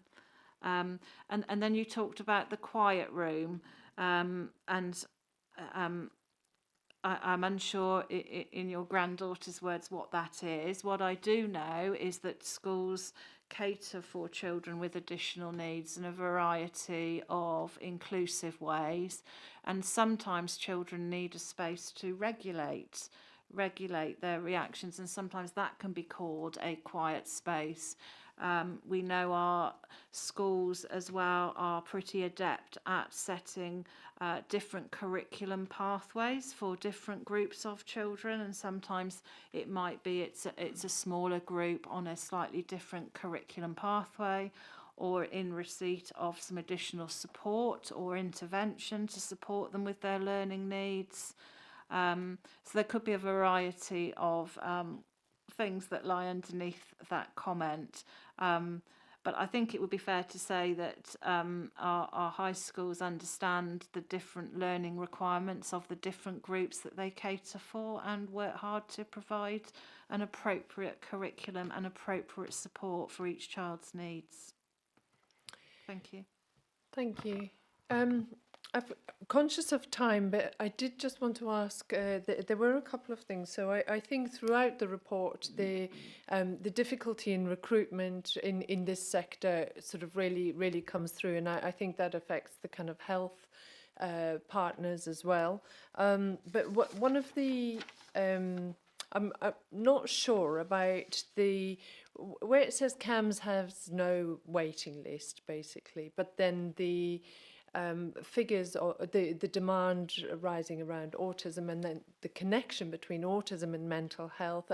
I'm just not sure, how is it that CAMS have no waiting list? Is there another list somewhere of kind of autism related health needs, or what's happening? Because obviously the need is great. The issue around transitions, if there's a lack of adequate support for the older children who have autism, that's going to make transitions a lot more difficult. That's going to make their lives difficult. So what's happening there? How does CAMS not have a waiting list? Thank you very much. With regard to CAMS, at the time of the inspection, and indeed today, we do not have waiting lists for the child and adolescent mental health services. By that we mean that a child referred will be triaged into the urgency of their clinical need, and looking at February's data, 100% of those referrals were seen within 18 weeks. 18 weeks is the National Health Service guidelines, our constitution. It's now written into our constitution in terms of what we should be aiming for. Obviously, there'll be different children with different needs, and 18 weeks, please do not take that as being suitable for all children. That's apparently what we should aim for. We do have children and different teams within CAMS that have different target dates. So, for example, the CAMS service that supports our children with eating disorders has a waiting list target of no more than 2 weeks. So I just offer that to illustrate the difference in waiting times. After that first bit of triage, the second bit is for the child and young person to see the relevant colleagues within that mental health team. The national target then is 26 weeks, and of which today we are achieving 92%. That puts this local CAMS service top quartile across England. How is that possible, is your question? In part, they have been very good at retaining and recruiting staff. And in the NHS, we are given money year on year for mental health provision. So they are in a fortunate position to be able to have increased their capacity. However, this is not the same for children waiting for neurodivergent diagnosis and assessments. That currently is provision that sits outside mental health services nationally. It sits not in learning disabilities and not in mental health services. And as a partnership, we've done a lot of work locally to pull the information together so we have line of sight on it, even if national teams do not have line of sight. The waiting times for neurodivergent is variable according to age and according to the point in time. And by that I mean at the point of the inspection, we did have some locum staff, and that was being quite disruptive to the number of assessments that could be conducted. Currently, that has improved hugely.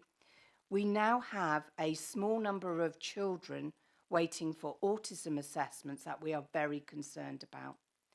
They are currently waiting over those 18 weeks, and I will be instructing private sector organisations under that right to choose I mentioned earlier to come in to help us clear those waits.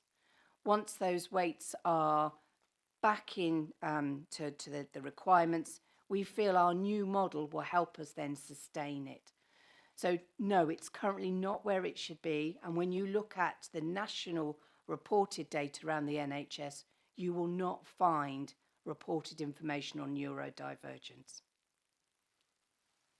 Okay, thank you. I do find that incredibly concerning because of the huge disruption to children, their families. I can see that you're taking action on it, which is really great to hear. Just on that vein, I sat on a scrutiny committee a few years ago where we actually talked about the therapies, the new service coming with therapies, and it appears that that's been sort of delayed, and so we're in that kind of gap period where we have identified the demand for all of these services, and the transformation plan looks really good. I mean, obviously that's only really going to that's still to come. But what is happening about the therapies and the delay? Are we able to expedite that in any way? This afternoon I have my colleague alongside me, Sue Moody from Wye Valley NHS Trust, who is the lead professional for therapy services. Sue will tell you about some of the waiting times and actually the brilliant transformation work that has already taken place, which absolutely shifts us into a good position. Sue. Yeah, thank you very much. Yeah, so thank you. Yeah, we actually are a lot further along than the Ofsted inspectors heard, and even though I met the inspectors myself, and when my teams met them, they started to give them the story of the transformation and they didn't hear the end of it. They were going on to the next question, so my team were incredibly frustrated. So actually our waiting times are absolutely amazing. So we're literally within speech therapy, we've just got a few over 18 weeks, and if you looked at this time last year, we were at 52 weeks. So we're massively changed. As I think Liz was saying and Jade was saying earlier, the teams have really taken on the transformation work within Herefordshire really, really well. And our colleagues in Worcestershire are probably 2 years behind us. So we've grabbed it and we're on our way with it already. The only long waits that we're really left with now are the children within the OT service that have got equipment and adaptations, big stuff that needs to be done within the houses. And there's a few there that have been waiting a bit longer, and it's not really our wait. It's more about the whole process around DFG and finding the right house, because if they're foster children and they're moving, it's a bit of a movable feast. But actually our assessments are all being done in a really timely way. So I feel like that we've moved on even since November when the inspectors were in, but we were on that journey. We were given money now almost this time 2 years ago to expand our workforce. It took us probably 12 months to get all those people in place and working. So this last 12 months is where we've really motored, and we're working really closely with our colleagues at the local authority, early years, primary particularly, around changing the way we work. So we've got link workers in every school. We're doing some really brilliant stuff around group working and drop-ins and all sorts. So yeah, we've moved a massive way, and I could talk to you about it all day, but you don't have the time. But there's some brilliant stuff. So actually we've probably moved a lot further than the inspectors really grasped, I think. Thank you. That's really good to hear. It's good to hear about the resources that are in, obviously concerning about autism. I think that there seems to be that is a sort of priority area that needs some focus on. So I'm thank you very much, all of you, for presenting that and the fabulous work, as everybody said, that is going on. I'm just wondering now if we've got any recommendations. Have there? I haven't been watching the recommendation chat line that's been happening, but are there any recommendations that have come up, or are we just going to sort of note the report? Councillor Harvey. Yeah, I have been looking at the chat line, and there aren't any. I think that this meeting for me has been really about hearing this good news, hearing what the team's doing, understanding a bit more about how well everybody's working together, and obtaining some assurance on all of that and airing that for the public. So thank you very much. Great, thank you. very much. So we will just note the report and appreciation for the work that's happened. I think if Ms. we Chairman, can I just tell a very short story for these yeah, people? if it's very short, you It's can, very because we're going to short. have a quick break. Yes. It's very short, because I wanted to tell you a very short good news story about what can happen with SEND people. In Hong Kong, I was involved with the Sailing for Disabled, which is a worldwide thing, and it's a very keen centre there. And we had two young boys who I knew when they joined at 10. They were Down syndrome, and we managed to get them through the RYA, qualified to sail dinghies by themselves, and then we got them qualified as instructors.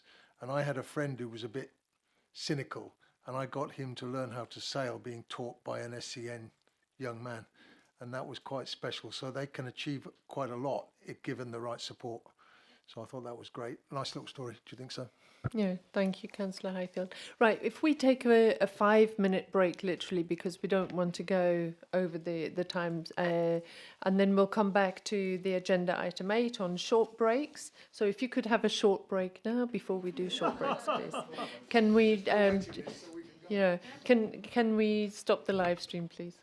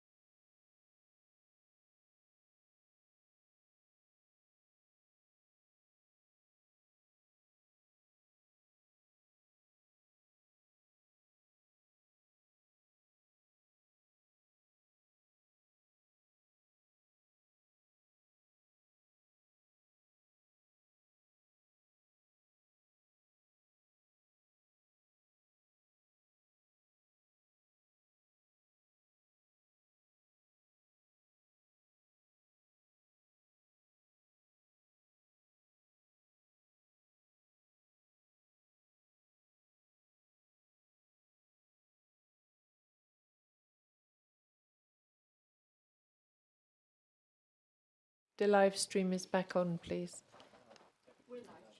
Okay, thank you. We are live again. I'd just like to mention that in my excitement to get to the item, I actually managed to flip through the script too quickly, so I didn't ask for apologies for absence. So have we received any apologies for absence? Yes, we've received apologies from Jan Francis, the co-opted families representative, and Councillor Claire Davies. Okay, thank you very much. And did we have any named substitutes? No, there were no named substitutes. Thank you. And the other item was the declarations of interest. Do members of the committee have any declarations of interest in respect to any items on the agenda? We need to cover it. Anybody? No? All right, thank you. So if we can go now to the item on short breaks, and I think if you can sort of take us through a sort of a brief synopsis, and bearing in mind some of the questions that you might have picked up on, that would be great. Thank you. Okay, good afternoon. I'm Zoe Richards, head of Starting Well in All Age Commissioning, and I'm here today to take you through the report on short breaks. It will build on many of the themes that we've already discussed and will prepare within the previous report, but I'll try not to duplicate. We work in partnership with colleagues to develop safe, quality, cost-effective services that enable families to access support locally at a time that works for them and that meets their desired outcomes for the children, and to provide a short break for the families and carers. Since the autumn of last year, we've had increased capacity within commissioning to support the delivery, and we've got an agreed set of commissioning intentions for 25-26 that we've developed with Liz and colleagues in our operation in children's services. Key colleagues on a day-to-day basis are across SEND teams, the disability team, Debbie in Parent Carer Voice. The key messages within this report are that over the last year we have got increased capacity, increased choice, improvements in system management, making it easier for families to access services such as the TSB. But we're not resting on our laurels. We know there's still much more to do, and we have an active plan to build more options, particularly locally, for our families. Throughout this report, I've tried to give some quantitative data to show the impact of the work over the last 12 months, what we're currently doing, and what our plans for development are.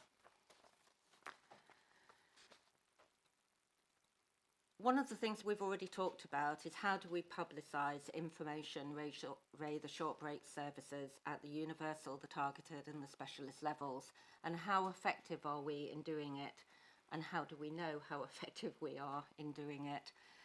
And I would say that we're trying to do that on several different levels. The short break statement and the eligibility criteria has recently been refreshed, and I've just literally been told by Debbie that it's been signed off. So we're ready to go with that. In light of the inspection recommendations and the survey that we've already referenced, the SEND and the AP partnership are developing a communication strategy. We're working on a draft at the moment. We're due to have it in a final draft that we can then share more widely by April 2025. And this is cross-cutting. I think somebody referenced we're trying to do everything apart from put it on a bus. We could put it on a bus. A range of materials to support families and young people to understand and to access the local offer, and to describe what the local offer is. As we've said before, the local offer is a term that it's not natural, people don't understand it. So we're trying to be open and use language that people will understand. We're talking about a social media campaign using paid advertising to improve the reach of signposting. There will be a series of roadshow events, and this will build on work that's already done, so this is not all new. I know, for instance, Jess, you go into the schools, you talk with the governors and the Senkos, but we want to build on that and test the impact of that crucially. There's no point just doing it if it doesn't have any effect. We want to work with a range of parents and young people to ensure that the information is accessible. And a piece of work that's already happened, I believe, is around cleansing the Talk Community Directory to make sure it's up to date and to promote the Talk Community Directory. So, in terms of the Talk Community Directory, in January 2022, there were 100 providers who said that they could offer an opportunity to children with SEND and activity. By February 2025, that had gone up to 122. So we're seeing an increased take-up and publicity of such offers. Now, you know, we don't at the moment do quality assurance of those services. So it isn't about us saying that these are perfect and they will work for every child. But what we are saying is that here is an opportunity that you can look into and that we believe will offer you some choice.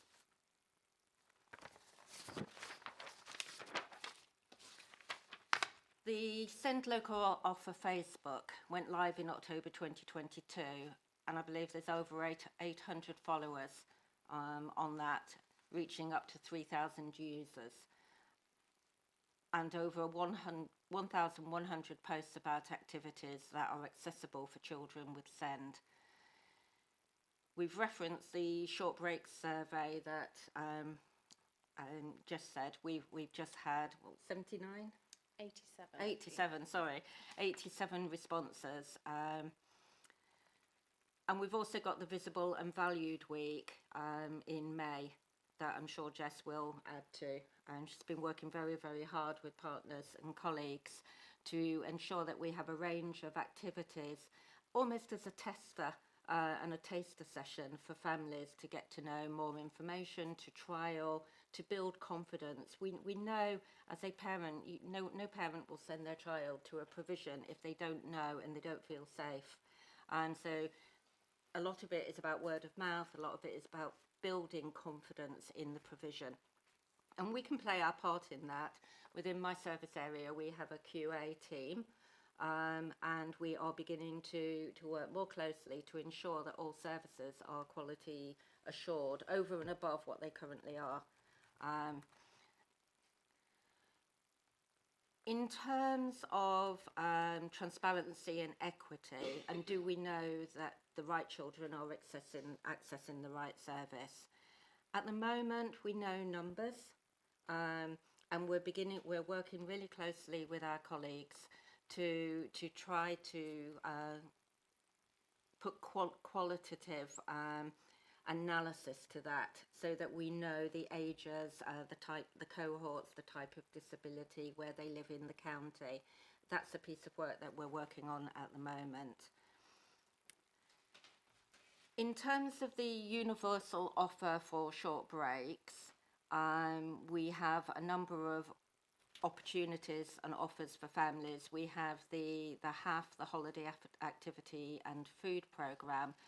And what we've seen since December 2022 to September 2024 is a growth of both the providers and also the percentage of attendees to that programme that have an SEND need.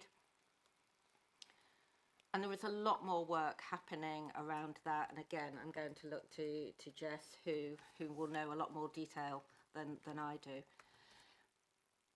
In terms of where commissioning come in, we focus mostly on, we have historically focused mostly on the targeted offer and the specialist offer. Over the last few years, we've had a targeted short break grant, and the numbers of families that have benefited from that between 2024 April and January 25, we've seen a growth from 330 families to 456 families. We know last year, when we introduced a new system for prepaid card, there were teething problems and there were some delays, and it was difficult for some families. We have listened, we have heard, I hope Debbie can speak more about that. And we've improved systems of that families can access that. And to date, we've had nearly 300 families apply automatically for the 2025-26 grant and be awarded that money. So we have increased capacity to manage the application process, and we've worked through the process with Parent Carer Voice and our colleagues in the disability children with disability team to look at the process for that. So again, I'm hoping Debbie can acknowledge that things have improved considerably. We've also, we're in the process of offering providers, local providers, the opportunity to apply for a grant. And I think this references the question from Councillor Harvey about how we engage with local community groups. For actually it's 2025, 2026, not 2024, 2025. Sorry about that. There is a short break grant for 23,000 and a one-off DFE grant of 19k that have been put together, and we're asking providers to bid for funds to develop and extend the service offer for targeted short breaks. And this is about testing. It's about helping families test providers, and it's helping providers get confidence that there is a demand for their service, and if they deliver it and put it on and recruit and get accommodation and do the training, that families will use it. In terms of the specialist offer for short breaks, we have a number of ways that families can have a specialist offer. They can have a direct payment. Now, we have seen a reduction in the numbers of families that receive a direct payment from a reduction of 21 since April 2024. And we acknowledge the problems with direct payments in terms of families finding people to work for them, to employ them as PAs. But there is an incredible piece of work that's happening at the moment. Again, Jess can give you more details on that. Not only are we putting up the hourly payments from £13.80 to £14.31, which references the changes from April, but there's also a robust training package and continuous professional developmental offer to the PAs. And Jess and her colleagues are also doing a lot of work with the schools and the head teachers to explore how we can develop the personal assistant, the PA market. From a more standard commissioning perspective, during 2024-25, there were 3 new contracts commissioned for the delivery of group-based community short breaks and 1 for buddying, one-to-one in the community provision. So this has meant an increase of choice for families locally, and the number of families that access it from April 2024 to February 2025 has raised from 26 to 66. And the number of hours have over doubled from 6,000 to circa 16,000 over this period. Now, we do have to say that there have been some teething problems in these providers coming on board, predominantly around recruitment, and they've worked very hard. And again, we've assisted, and Jess can speak about the interface to support families to gain confidence with these providers.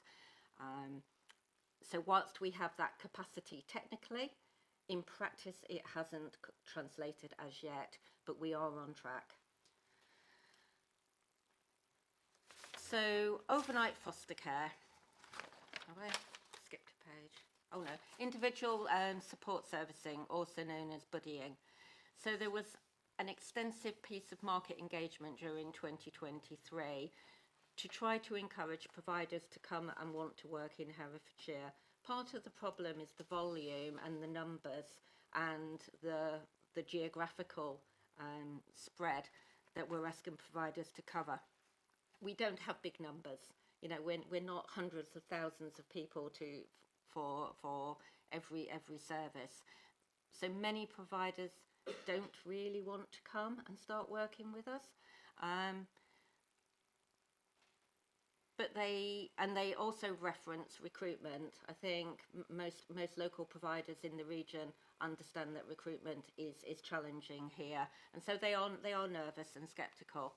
But as we are building relationships and providing points of contact, we are encouraging them to do more. And I'll talk about the work that we are doing to do that in a moment.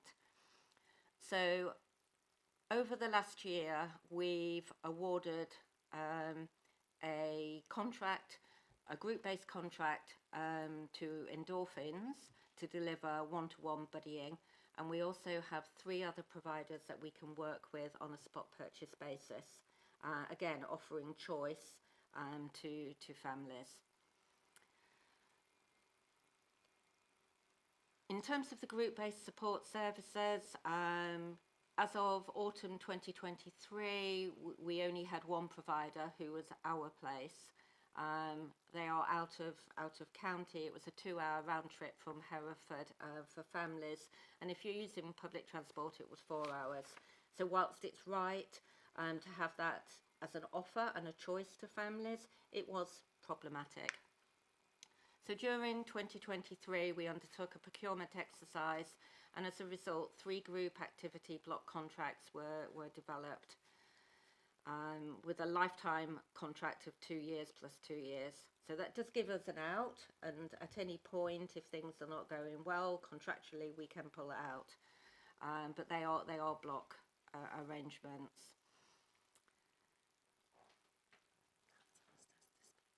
Oh, okay. Okay. In relation to the work that we're doing with our local providers and our voluntary sector, Jess and I met with marchers. You referenced them last week. We had a very free-flowing conversation about what could be done, what ideas they had. So we absolutely want to take that on board.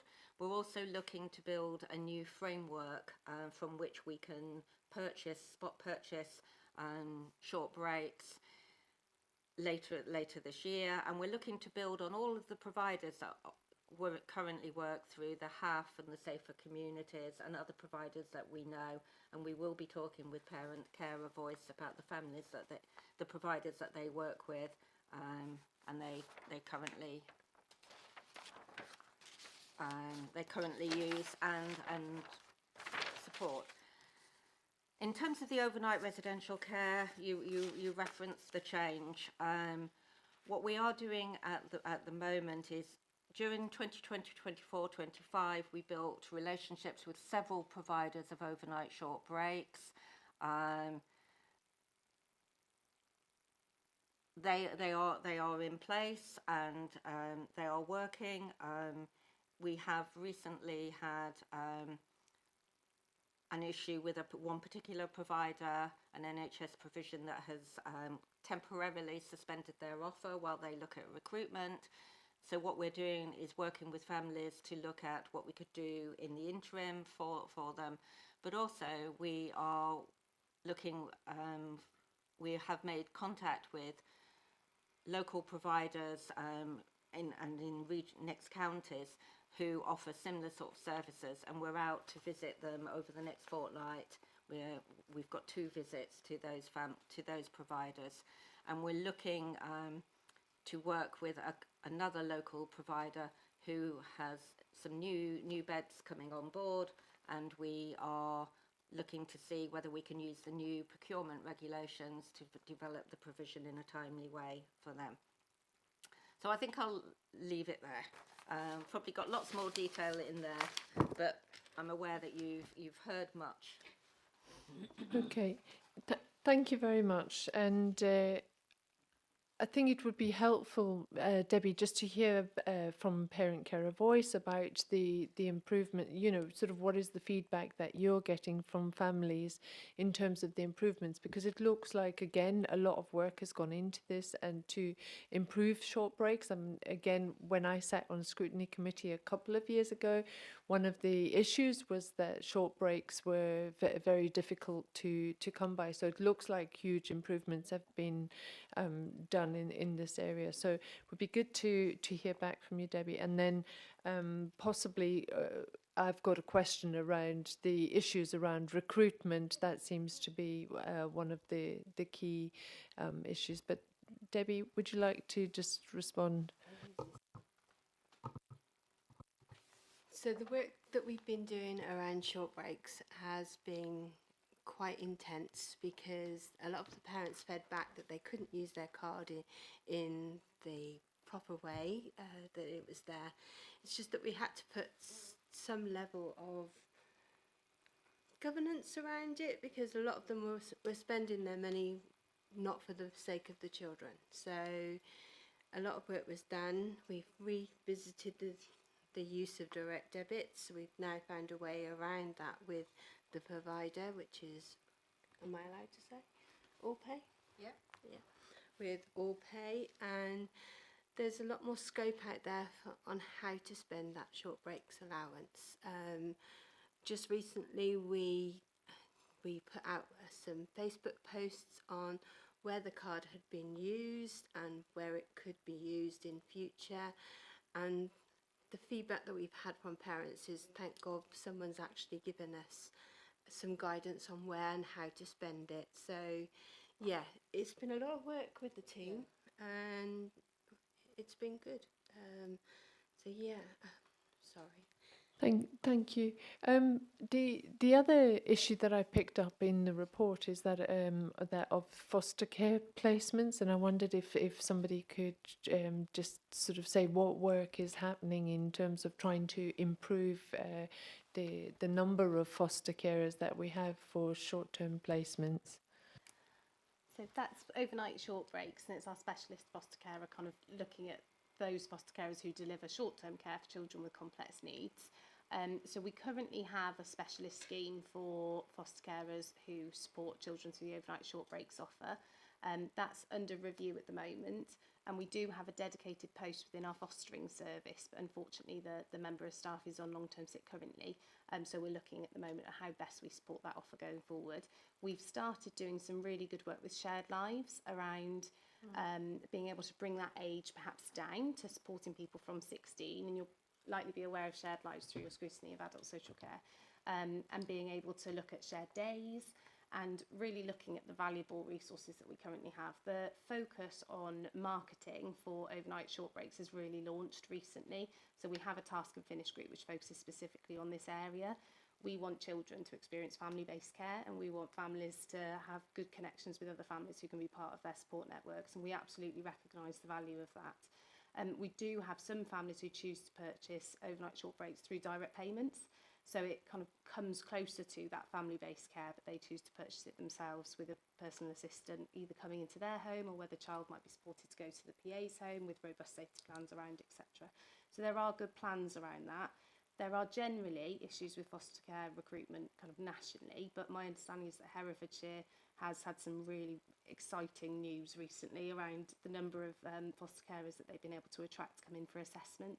So I'm hopeful that that will be news that will be delivered to you in a kind of more robust way once those assessments have been concluded, and you'll have a better figure of what that marketing has looked like and the outcomes of that for our children. Okay, thank you. Councillor Proctor? Thank you for the report. I like numbers, so I was very happy to see these numbers in it. But what I couldn't quite get was the how the numbers compare to what we would like to be in place. So I don't want you to go through all of them, but do you have a sense of where we are in terms of some of the sort of availability of short breaks versus where we think the need or the demand is? I think that's a mix probably of 2 points. The one being is likely the capacity is there, but do children and families feel that that's right for them? Not always. So it's around trying to broaden what we have, not necessarily have more of it, but to give more choice for that, for example, to be in your areas such as Ross and Leominster, and for children not to either need to just come into Hereford City or to go to our neighbouring counties. So in terms of numbers, we have the capacity in our group sessions to be able to meet the assessed needs, but actually those groups aren't always right for that child. So it's more around having more choice rather than it not being there numbers wise. For overnight short breaks, that's where we do currently have a gap. So one of the providers that we commission with our colleagues in the ICB is currently given notice to Herefordshire Children. That isn't a decision that we were able to support as a local authority, and we're working with the ICB at the moment around they're looking at how else we can meet those needs, and that's for children with the most complex healthcare needs. And it's not a provision that we can just commission. It's something that we need to be well supported with our health colleagues on making sure it's the right place for those children. So there is a gap there at the moment. That's an absolute priority for the partnership.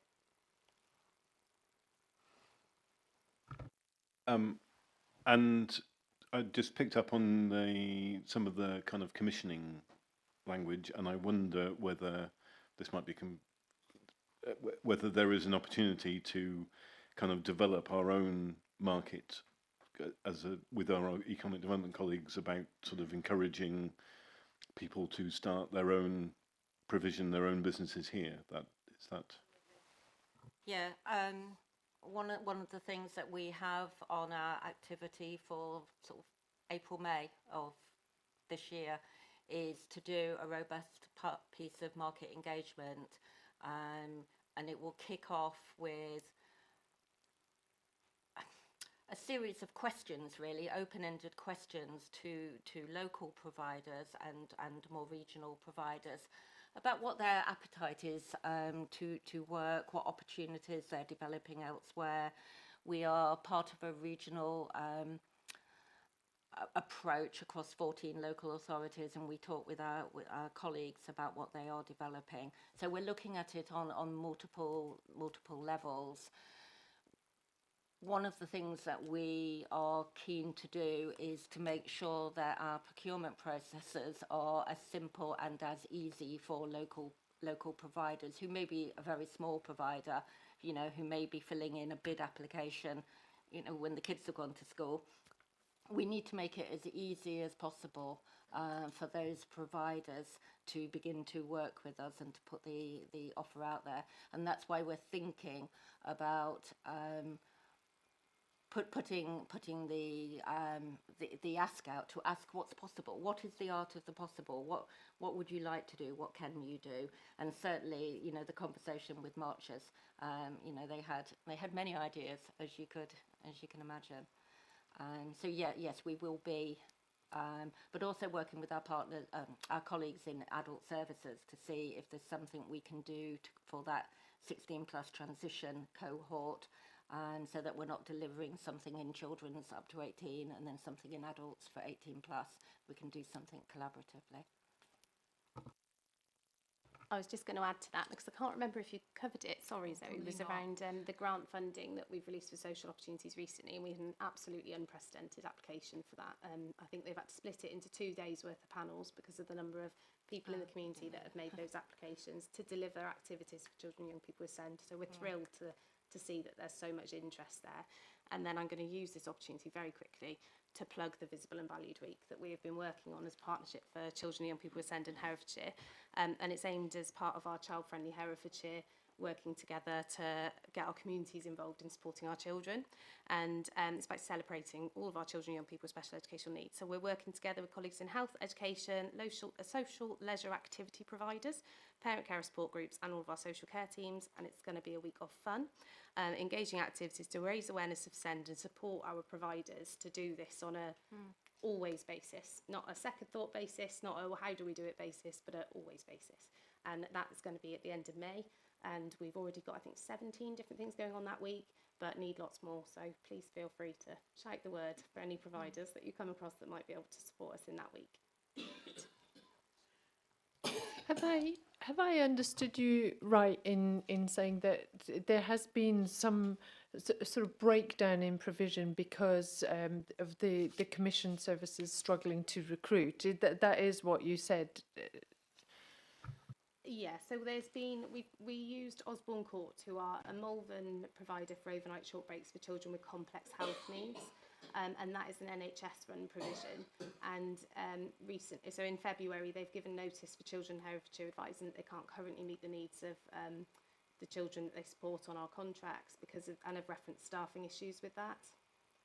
Okay, so and then additionally, you said that there had been quite a good take up from the community groups sort of responding to the grant. So I sort of wonder whether is it that community groups are sort of better resourced maybe to be able to respond to short break provision, and is there an opportunity to actually sort of develop those opportunities more in response to sort of difficulties with other sectors recruiting?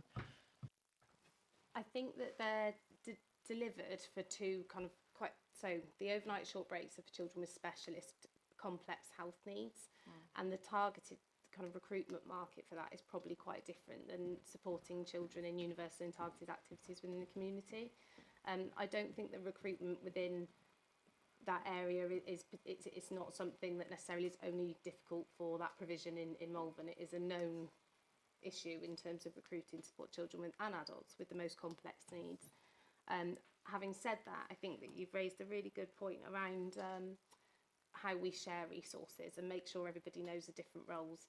And one of the things we spoke about with marches, with schools, and particularly around direct payments in parents being able to recruit PAs, because that can be an issue, is how do we create a kind of pool of this is what we do, this is our availability. If you're a specialist in this area, you'd be great in this area, and be able to share that information in a better way. So that's part of our market development for the PA market, and we're hoping that that will kind of knock on to TAs, teaching assistants, work in schools, and all different kind of that assistant level of support, which is crucial for all of our kind of SEND services and children and families generally. Just to add to that, in relation to the Safer Communities work, and there was a grant provided to I think 15 providers, and as part of our work to analyse the impact of that and to look at sustainability, we've asked them, what are you going to do next year to carry this on? But we've also said to them, well, have you thought about short breaks?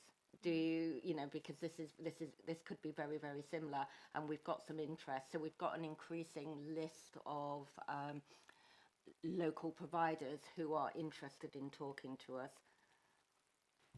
Great, thank you. Councillor Harvey, do you have a question? I have several. Yes, I've got another question, Cloud. And thank you very much. That's been a really interesting report to receive in terms of how the offer is diversifying, broadening, and the things that you're doing to try and integrate certain sorts of information. I particularly like the stuff that you're developing to do with personal assistance. Clearly personal assistants need to click with the families that they're going to be working for and with, but understanding what the barriers are to entry for people committing to become personal assistants, and whether working a certain number of hours a week is a good thing, or whether they're actually looking for more hours than any one family can actually provide to them, and what they do about that. It sounds like providing that central kind of information resource where people can say, well, I've got extra hours that I could do, but only in these windows, and maybe being able to job share and have more of a full-time job doing it if that's what works for them. But also the professional development and some of those support mechanisms that individual families won't be able to offer somebody, but actually makes a difference. And it's the kind of integrating function that, you know, is a really important thing for us to be able to provide, that is a value add and strengthens and sustains people's ability to commit. So I think that's really exciting, and it's great to hear about that. I mean, going back to my question about the old Ledbury Road and, you know, the overnight breaks, and particularly for teenagers, and some of the benefits that families saw from that sort of setup, where their teens were able to effectively have, you know, sort of overnight stays with their friends, and develop friendships and friendship groups. Some of these other short break offers aren't ticking that box, and I'm just wondering how we are making that available, or how we're thinking about doing that, so that teens with, you know, high levels of support need are still able to develop friendship groups in the same way that you know, sort of more able-bodied teens do, and actually have that, you know, enhancing dimension to their lives, and spend time away from their parents, you know, like teens want to do. So that's one question. How are we engaging with PAs and so forth to find out what their needs are, and, you know, how is that informing what we're doing, and are we doing that in a sort of a structured way, or are we doing it in a, you know, a sort of a more ad hoc fashion? How are families coping? How are the short breaks meeting their needs? And given that number 1 Ledbury Road was a while ago now, do we have that longitudinal view that tells us how the change in the way that we've been able to support families over time has had an impact on the degree to which families have been able to continue to provide a loving home for their high needs children? And, you know, what's the rate of families falling over and saying we can't cope, and that's a, you know, that you know, we need a, you know, you to step in for us, and how is that informing what we're doing now, and where we see that we might not be offering the breadth of short break type and carer support that our families need to carry on being families together. And I think that might be. Oh yes, and well done for, you know, sort of joining up across to adults for, you know, looking for short break solutions for, you know, that satisfy the needs of young adults, that would also work for our sort of late teens. Makes sense, and, you know, the more we do that between adults and children in those sorts of areas, the better. So that's great news to hear. But that's my little question cloud. Well, I'll kick off and then Jess can add in. I think you've articulated a dilemma that we have within commissioning, because we have to balance flexibility and choice, which is right and proper, but at the same time, what makes most sense to providers and therefore generates their interest and makes them want to come is block booking everything and putting all of your eggs in one basket. So trying to balance the two, I think, can be quite tricky, particularly when you're talking about fairly low volume demand. So I think what we're trying to do at the moment is to become a council where people want to come and work with us, where we build a strong reputation, where we go out, we do strong market engagement.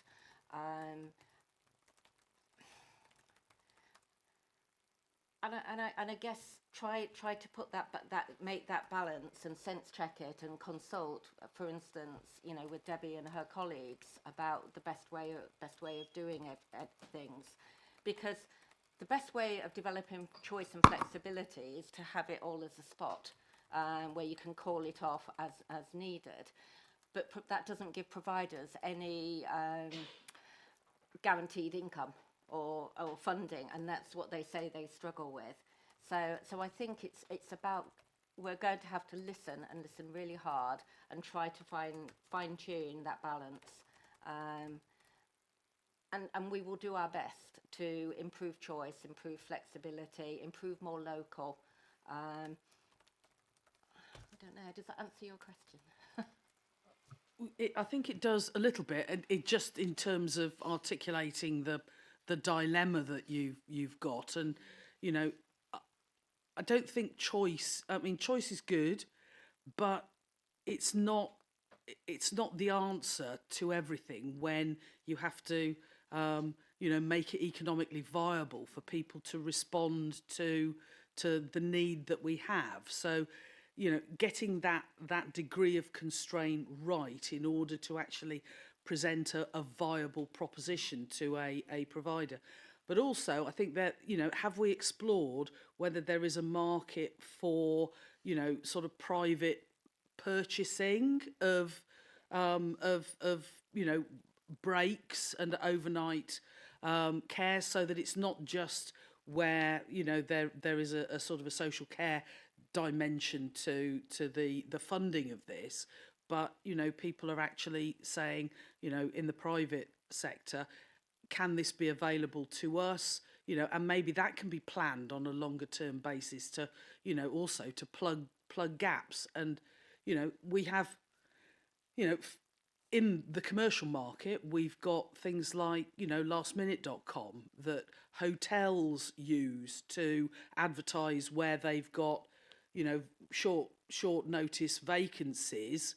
Have we got some mechanism or thought of some mechanism to be able to help providers do something like a, you know, sort of lastminute.com, but, you know, advertise that there is availability, maybe at a reduced rate, in order to, you know, make sure that the capacity in the market is as fully utilised as possible? Don't know. I think that they're all good suggestions and some that we're looking at. So some of our families, and I wouldn't go into individual children, but they'll have bespoke kind of arrangements, which means that they might have a PA go on holiday with them. So go on holiday with them as a family so that their child can come and somebody comes to support them. Others we have supported for whole family stays at purpose-built short breaks activities, for example, where we're able to think a bit more creatively because we recognise that there are gaps. So that every child that we know, for example, for Osborne Court, we are working with our colleagues in health to look at a priority plan for now, for what does this gap look like until we find a longer term solution. But I still think thinking creatively is key, isn't it? And making sure that people feel well integrated. I don't know that there's anything that exists in terms of like a booking.com for specific activities, etc. I think there's probably a gap in the market there for realising that. There are, for example, we do use websites such as like Accessible Wales, which talks about the different areas and places you can stay in Wales that are fully accessible for children and families, and it might be they go away with their PA, or it might be that they go away with their whole family. So there are kind of those things that we've looked at, but more widely possibly not, and could be something we could take away. You also asked about how we're engaging with PAs, whether that's kind of structured or not structured. This is developing, but both. So for children with complex needs that we need to be putting in kind of bespoke training packages and support packages, or they might have overnight short breaks, so that's kind of different assessment. We work really closely with those PAs. But for children that parents have employed a PA for kind of daytime support and they don't need any individual specific kind of extra support for their plan, we haven't got a way of kind of really clearly engaging with those PAs. I suppose there's a swing and a roundabout there in that I really want to, because I think we need to be developing this pool and going back to what I was talking about before, but at the same time parents have also got that right for this to be something they arrange, and they don't want that intervention, and they want to be able to work with somebody that they know really well and to have that kind of private life too. So I think there's there's a balance really, but I do also think that it's really important we have a way of engaging with them outside of necessarily their day job and talking about what they're doing to broaden that market a little bit. And then we have the rate, you talked about the rates of families that you feel aren't coping. So we haven't specifically had any children where, because of a lack of short breaks, they feel that they cannot continue caring for their child. We would do absolutely everything that we could before then as a team around that child, including services from health, mental health services, schools, the family, to really bolster their support network, including short breaks, of course, if that was needed, or a shorter term period of a break, to keep children at home, because that's absolutely where they should be. So there aren't any recently that I would say, because of a lack of short breaks, that we've had a family breakdown. And it's really positive that we're able to say that, but that is also because we work so well as teams around families and hopefully bringing that support where it's needed.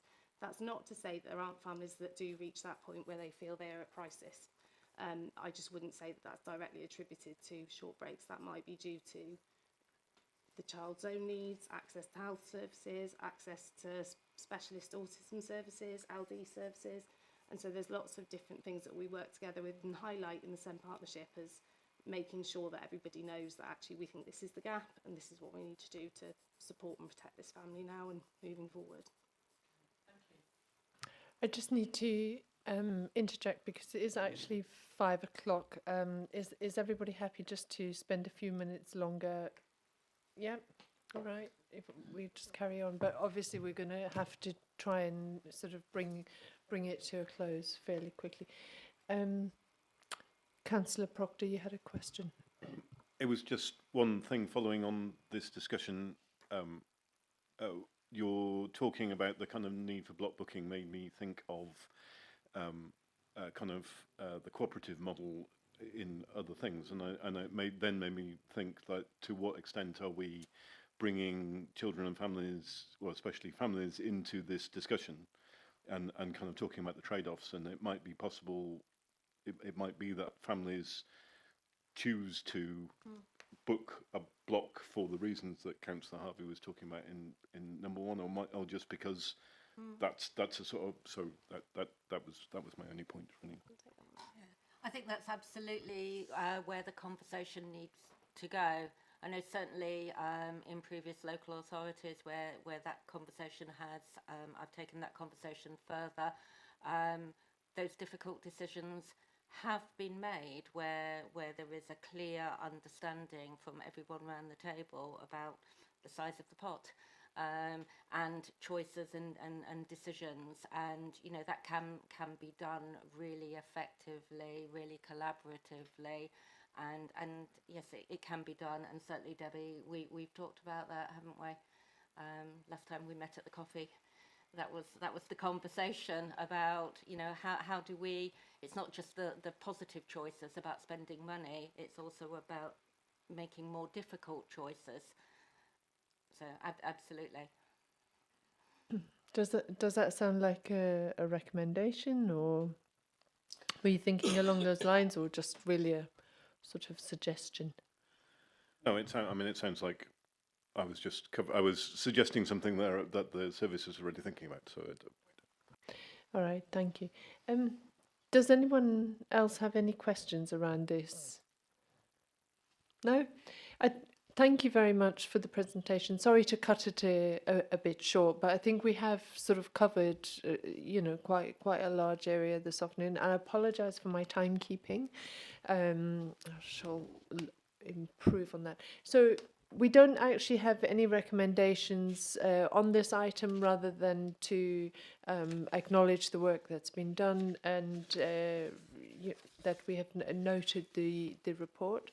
Thank you very much for coming this afternoon and explaining all of this to us. And thank you also to Debbie Hobbs from Parent Carer Voice, because I think it is really important that we have that contribution from the representatives of the families. So that takes us to the next item on the agenda, which I think is actually about the recommendations. Sorry, I'm not in control of my script today at all. Okay, so we've got an update on the recommendations, responses to recommendations made in 2024. I think if we can just whip through this, I suspect that what we might have to do is sort of delay our response to this. But if I can just ask the statutory scrutiny officer to take us through this quickly. Thank you very much, Chair. Very quickly, since I started in post here, Herefordshire Council has made over 170 recommendations through its scrutiny committees. We started a process last year of collating these recommendations, ensuring that you had responses to them and to circulate them to the committees for your initial consideration. There are a lot here. There's a lot of work still remaining outstanding to get responses to some recommendations. Every recommendation you see in front of you has been presented to officers for a response at least twice, if not 3 times, and they've had the allocated time to respond to those. But nonetheless, notwithstanding the responses, the committee will have to come to a decision about what it wants to do with the responses that it's received. According to the Constitution, once you make a recommendation and Cabinet accepts it, it becomes their work rather than your work. But nonetheless, I suspect you would want to have some input or some say as to how they've been responded to. Obviously, it's 3 minutes past 5 and the meeting ended 3 minutes ago, so now is not the time for that discussion. But they are here, they are being presented. The intention is to present them to your next meeting and for you to respond as you see fit. Thank you. Yes, Councillor Cornthwaite, you've got a comment?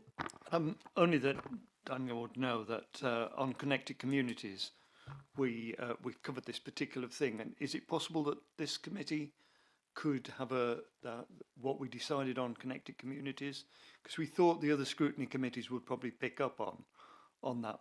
And if this committee was happy to receive what Connected Communities did, it might help us. Thank you, yeah. The Connected Communities Committee made the following recommendation. Herefordshire Council ensures that the Statutory Scrutiny Officer drafts a cross-scrutiny committee protocol to ensure timely responses with faster escalation as required to outstanding recommendations.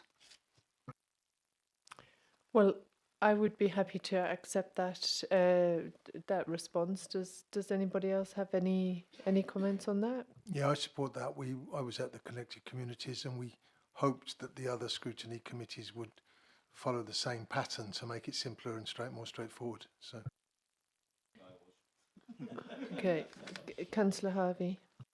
Yes, I mean I'd certainly welcome that, but I thought I thought we had a process that was an accepted approach that we took to presenting recommendations and getting a response returned on them. But if that needs finessing, I'm happy to support that. I think there is quite a variation across the scrutiny committees in terms of the quality and relevance of the recommendations that are made, and it may be helpful to have a little bit of a workshop where we get some feedback from officers in terms of how well we are crafting our recommendations, which may have some impact on the difficulty officers are experiencing in responding swiftly to them. So I just put that as a suggestion to go alongside any sort of revision or clarification of the protocol. Okay, thank you. I think that's quite a good suggestion. Yes, Tina, you had a comment to make, then Councillor Proctor. I was going to say something along those lines, and I don't think it's a problem with responding. It is understanding the recommendation as in whether or not the level of response it requires. So there's a couple that you can see in here. It's not about problem responding. So the second from the bottom, the partnership appends an implementation plan with recommendations for its 24-25 annual effectiveness for the safeguarding partnership. Well, we accepted that. We will. It's got a blank there for no response, but what more response do you want when we do the implementation plan with the new safeguarding partnership annual report? You wanted dates and persons responsible within that plan because it wasn't in the previous one. So we've accepted that, and it's fine. And you know, there's another one. The publicity campaign for feedback for Cabinet endorsed the publicity campaign for the working together sessions. You did, they did, we did. It's completed. There's not a response that you need, and I think that that's kind of some of the issues around. We need to be clearer about what's the recommendations, and perhaps some of them we need to be clear don't need a response. We're just accepting that that's something that we get. And that's about the working relationship between Scrutiny and me and the officers, I guess, that come to board. So I think again it comes back to the protocol. You know, but potentially there's a column that goes accepted, and that's ticked. Yes. Yeah.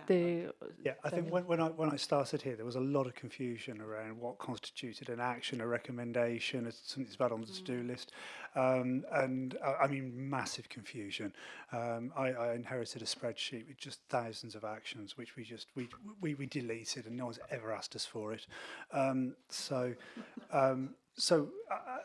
it's not perfect, and I think there's always going to be an element of an art to it. But so points noted, we will continue to strive towards perfection. Councillor Proctor. Just very briefly, I think that conversation makes me think that Councillor Harvey's suggestion of a workshop would be really useful to. The whole point of making recommendations, we're trying to improve the work of the executive. We're not trying to. So understanding ways in which we could make recommendations that would help improve the work of the executive, and understanding where we're coming from, I think that would be a really good idea. Okay, thank you. So if we can note that as an action on that item, I don't think we need to say anything more about that item now. Moving on to item 10, which is the work programme, to consider the draft work programme for the Children and Young People Scrutiny Committee for the municipal year 24-25. Any comments on the work programme? Are we happy to accept it as it stands at the moment? We did have a session looking at the work programme, and I think again that in my view, if there are things that we need to add to the work programme, we can discuss those and we can bring them to the next meeting to add to it. But currently, I don't think that there are any amendments to the work programme that need to be made right now, unless anybody's got anything contrary to say about that. Okay, so we'll agree the work programme for the CYP Scrutiny Committee. Everybody in agreement? Yep. Thank you. So it just brings me really to close the meeting. The date of the next meeting is, it says here Tuesday the 37th of May. So that will be an interesting day. Sorry, what is the date? The 27th of May, 2025 at 2 p.m. Thank you all for attending. It's been a really useful session, some really good work. Can I ask that unless you've got any formal business, everybody leaves via the Plough Lane exit side, can I check that the live stream is switched off, please?